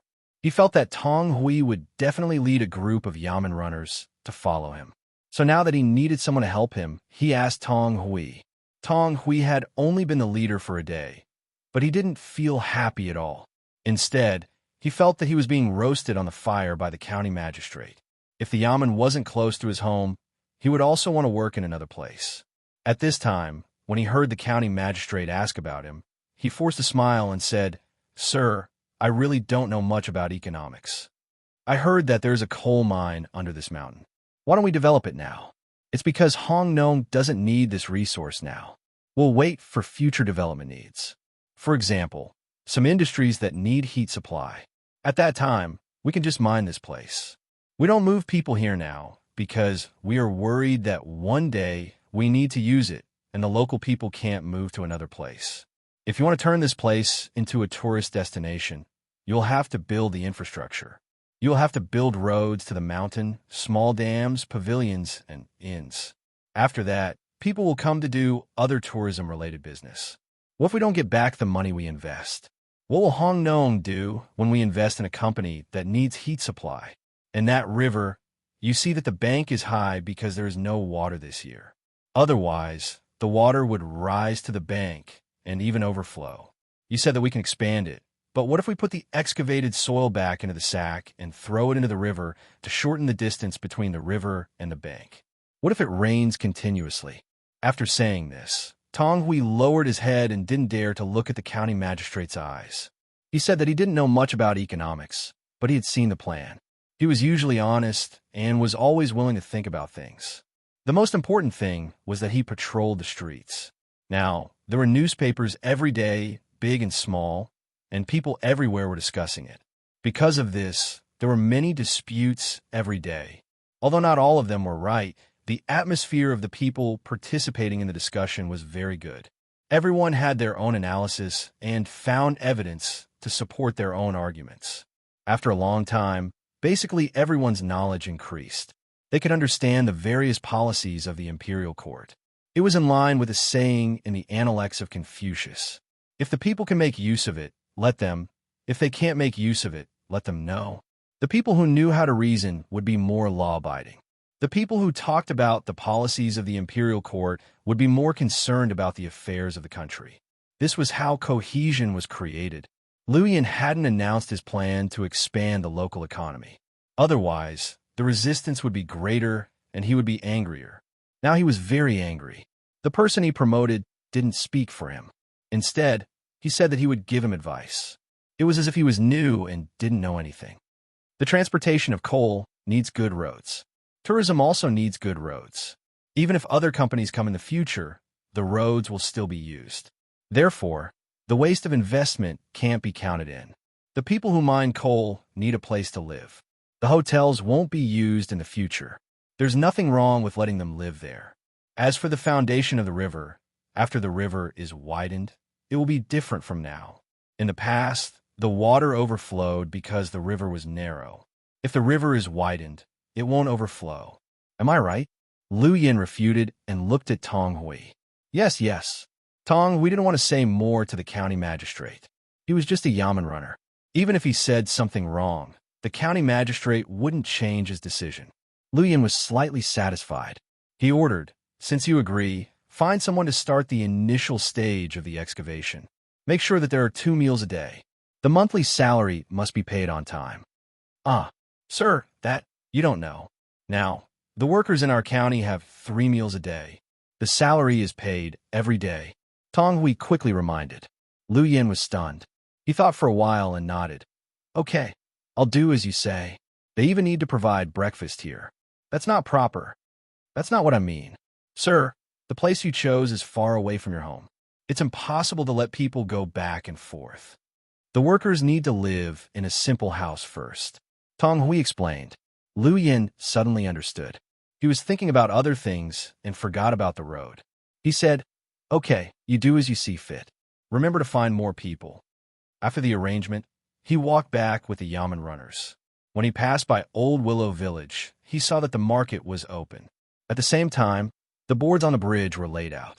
He hesitated and didn't enter the village. He chose to eat in the market. He wanted to listen to what the local people said. He thought that many people didn't have a good life and needed to work. Every day, they would wake up early to eat, then go to the factory or the workshop to work. They would eat at noon, work in the afternoon, go home at night, eat, and sleep. There was no difference between 10 years and 1 year. It was the same for a lifetime. People with ambition should be like himself. They should always think about new things and change things through their own efforts. Only in this way can they live a better life. Old Zhang, this is the county magistrate of this county. Show him what you've got. If the county magistrate is not satisfied, you can't pay for it. Tang Hui played his role and shouted at a person who was selling boxed lunches at a stall. Most of the boxed lunches were served directly. However, there were also cases where people didn't want to eat the cooked dishes or didn't want to eat the cooked dishes. The boss of the boxed lunches looked at Luoyan and nodded. He thought about what to do as he walked to the back. Soon, 2 cold plates were served. There was also rice wine with ginger slices, longan, and dates. The smell depended on the individual's taste. Some people didn't like to drink this kind of wine with other things in it. Luoyan had suffered in Bajiang, so he didn't have high requirements for food. Moreover, he wanted to show that he was close to the people. Therefore, he didn't say anything after smelling the wine. Instead, he began to listen to others. There was a lot of noise in the market. Some people were willing to let others hear their opinions. Have you heard? The new county magistrate's surname is Liu. His name is Luoyan. Luoyan just started to listen when he heard someone mention him. He immediately became serious and wanted to see what the locals said about him. I know. He came from a small place. I don't know if he made some achievements there or if someone helped him. I hope he won't mess up Hong Nong. I won't allow him to mess up Hong Nong. Another voice sounded. It was a rough voice with a hint of hoarseness. Luoyan was a little unhappy, but he didn't show it on his face. He was still a shrewd person. Your hope is probably going to turn into disappointment. He's already working on it. He wants to double the current size of the river and let the water rise. When I came over this morning, I heard from the villagers that they want to strengthen the tourism market and make Hong Nong a big tourism town. What? A big tourism county? Hong Nong's economic model is a transit and processing industry. If it is a tourism industry, how can other industries support it? The county's money is limited. If one side has more, the other side will have less. In my opinion, we should continue to support the artisanal workshops. We should use the good steel on the blade and invest the money in urgent needs. What artisanal workshops? I mean to continue to build the wharf. Now the wharf's warehouse is getting less and less. There are also fewer auxiliary tools. We have to tear down all the small houses nearby, move the people away, pave the road, and build more warehouses. You're all wrong. I think we should vigorously develop the special breeding of meat products. Think about it. There are more boats coming to and from the wharf every day, and the corresponding number of people also increases. There are also people migrating from other places. The demand for meat products is getting bigger and bigger. If we don't carry out special breeding, where will we get the meat products from? There are few local people, and we will have to increase the transportation cost. It will make the meat products we eat more expensive. In my opinion, the first thing to solve must be the housing problem. Last time, there was a flood and there was a construction. But obviously, with the increase of the migrant population, the existing housing can no longer meet the demand for living conditions. The best way is to expand the county's urban area. Look at you. All of you are like the county magistrate. Hurry up and eat. You have to work in the afternoon after eating. You talk about these useless things all day. Can you control the county magistrate? Someone began to pour cold water on a large number of people, making the officials who seem to have a lot of power to return to their original identity. You still can't say it? So what if he is not the county magistrate? What can the county magistrate do? I just don't agree to invest the county's money on tourism. Shouldn't we say it on the notice board first? When the time comes, we will oppose together, and the county magistrate will have to put down the tourism. No, I went to the county the day before yesterday, and the notice board was removed. You are dreaming, and I still have to tell you. Do you think it is the same as before? Why is it removed? I suspect that the new county magistrate wants to pocket the county's money. Tomorrow, I will go and see for myself. If he doesn't restore the notice board, I will go to the place where the telegram was sent and report him. I don't care whether he has a problem or not. I will let the higher-ups check it first. The hot dishes were served. Lu Yin, who had not eaten yet, heard the words of the people at the other table and the people at the other table, and his heart was filled with hatred. First, he hated the people for rejecting his plan. Second, he hated that someone wanted to threaten him and wanted to send a telegram. The higher-ups would definitely send someone, and he did not dare to stop them. Of course, what he hated the most was the system of the notice board. The thing that Zhang Xiaobao and Wang Wan did when they went to Baoxin County affected many places in Tang. Any ambitious local magistrate would set up a notice board. It was clearly written on the board how the money came from, where it was spent, and how much the development plan needed to be adopted. Lu Yin thought that this practice seriously slowed down the development of the county, and it was a great interference to the local magistrate. Usually, the local magistrate would come up with a good plan, but because the local people jointly rejected it, the local magistrate had to make a new plan. What did the people know? If the people knew, what was the use of the officials? They could all be officials, so they could not let the people order the officials around. The most important thing for the people to do was to be obedient and act according to the requirements of the officials. Were the officials not more capable than the people? How could they harm the people? Thinking about the difficulties he was going to face, Lu Yin felt that the wine and dishes were disgusting. The meat was too fishy to chew. Why did they put so many tendons in the dishes? And the wine bowl, no matter how he looked at it, it did not look clean. Did his oily hands rub against it? After eating a few mouthfuls, Lu Yin could not eat anymore.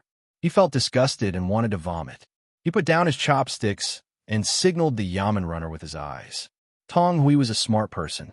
When he saw the county magistrate put down his chopsticks, he immediately asked, "Sir, are you done eating?" Lu Yin nodded with a sullen face. Tang Hui immediately ordered the other Yamen runners, "Don't eat the dishes, drink the wine first. Lao Zhang, pack it up and put the rice in. When we are hungry, we can eat together." Lu Yin took out a bill and slapped it on the table. "Today's food is not on the county's account. It's my treat. No need to pack it up."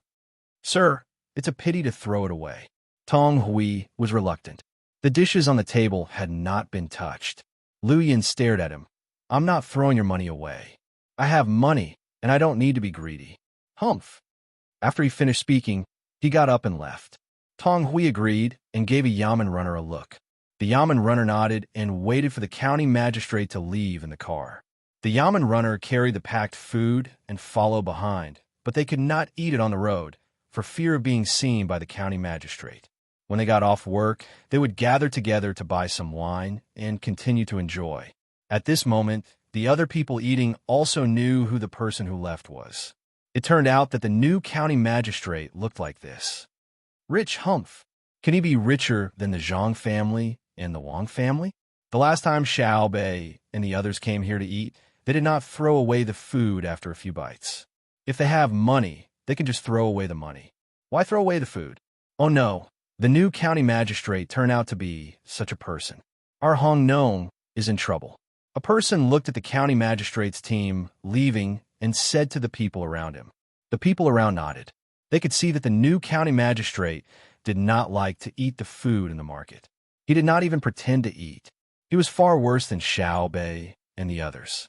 Speaking of good food, no one in the Tang Empire could compete with the children of the Zhang family and the Wang family. But why could he eat it, and eat it very cleanly? It showed that he had a different idea. Xiao Bei and the others wanted to set an example for others with their actions, but this county magistrate wanted to prove that he was rich. Let's wait and see. If it doesn't work, we really have to send a telegram. We can't let him mess around in our Hong Nong.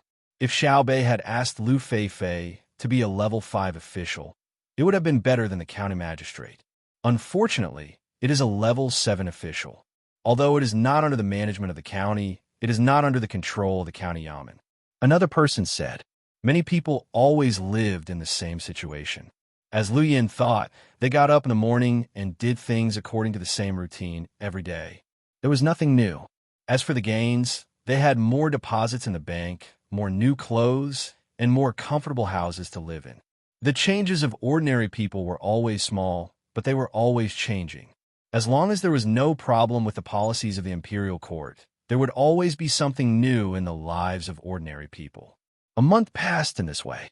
The bulletin board of Hongnong County was set up again, and the income and expenses were the same as before. Of course, there was no introduction of using money to develop tourism. It seemed that the county magistrate didn't want to do tourism anymore. Of course, ordinary people would not send a telegram. They still lived their normal lives. Only people in the county knew that the county magistrate had not given up the idea of developing tourism, and he paid for people to work there first. The person in charge was Tang Hui. He found 100 able-bodied men and another 10 to help with the laundry and cooking. Then these people began to work. They dug the river, but they did not dig the river after the converging river as the county magistrate asked. They dug some small tributaries on the river. Those that should be widened were widened, and those that should be deepened were dredged. The excavated sand was transported to the flat ground and piled there. Several sieves were set up to separate the thickness of the sand and stones and filter the mud. This part of the sand could be sold or used to build houses. Tang Hui was happy, so were the workers. They were paid a reasonable wage and had 3 meals a day. Sometimes, when their children were on vacation, they would come here to play with their wives and catch some river snails for a change. They knew what was going on. The county magistrate asked them to dig the river, so Tang Hui had to order people to do it. But he did not want to dig the main river, so he cleaned up the tributaries first. If the county magistrate came and saw it, he would find various excuses. While they were working here, Zhang Xiaobao and Wang Wan's team moved quickly. At noon, they finally crossed India and came to the seaside. After setting up the tents, only a small number of people stayed on guard.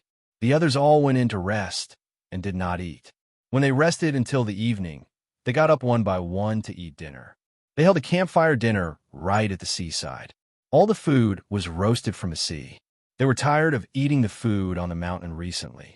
The 9 little ones were still leading the children in the tribe, teaching them how to eat the food in the sea, which part of the food was the best, and under what circumstances, and what not to eat in order to avoid being poisoned. Finally, we're at the seaside. When we meet a ship tomorrow, we can ask them to help us send a message and mobilize more ships. When we go back, we'll stay in Luzhou for a few days and see how it's developed. Zhang Xiaobao breathed a sigh of relief.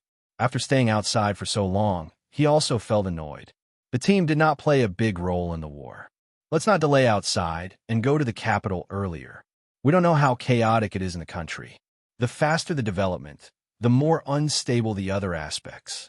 We have to take a good look along the way and find a way to balance the situation. Wang Wan was thinking about the consequences of Zhang Xiaobao's national policy. You're right. I'm mainly worried about the officials. They don't have the ability, but they insist on proposing new plans in the name of development. It's easy to waste the local revenue. What's more terrible is that they'll cheat the farmers. Zhang Xiaobao agreed with Wang Wan while roasting the fish. You're tuning in to the Romance Rendezvous YouTube channel. We're so grateful for your support, and don't forget to subscribe to join us on this incredible journey through captivating stories. Your generosity through donations truly makes a world of difference, as it's the primary source of revenue that allows me to expand and enhance this channel for you. Thank you from the bottom of my heart for being a part of this adventure.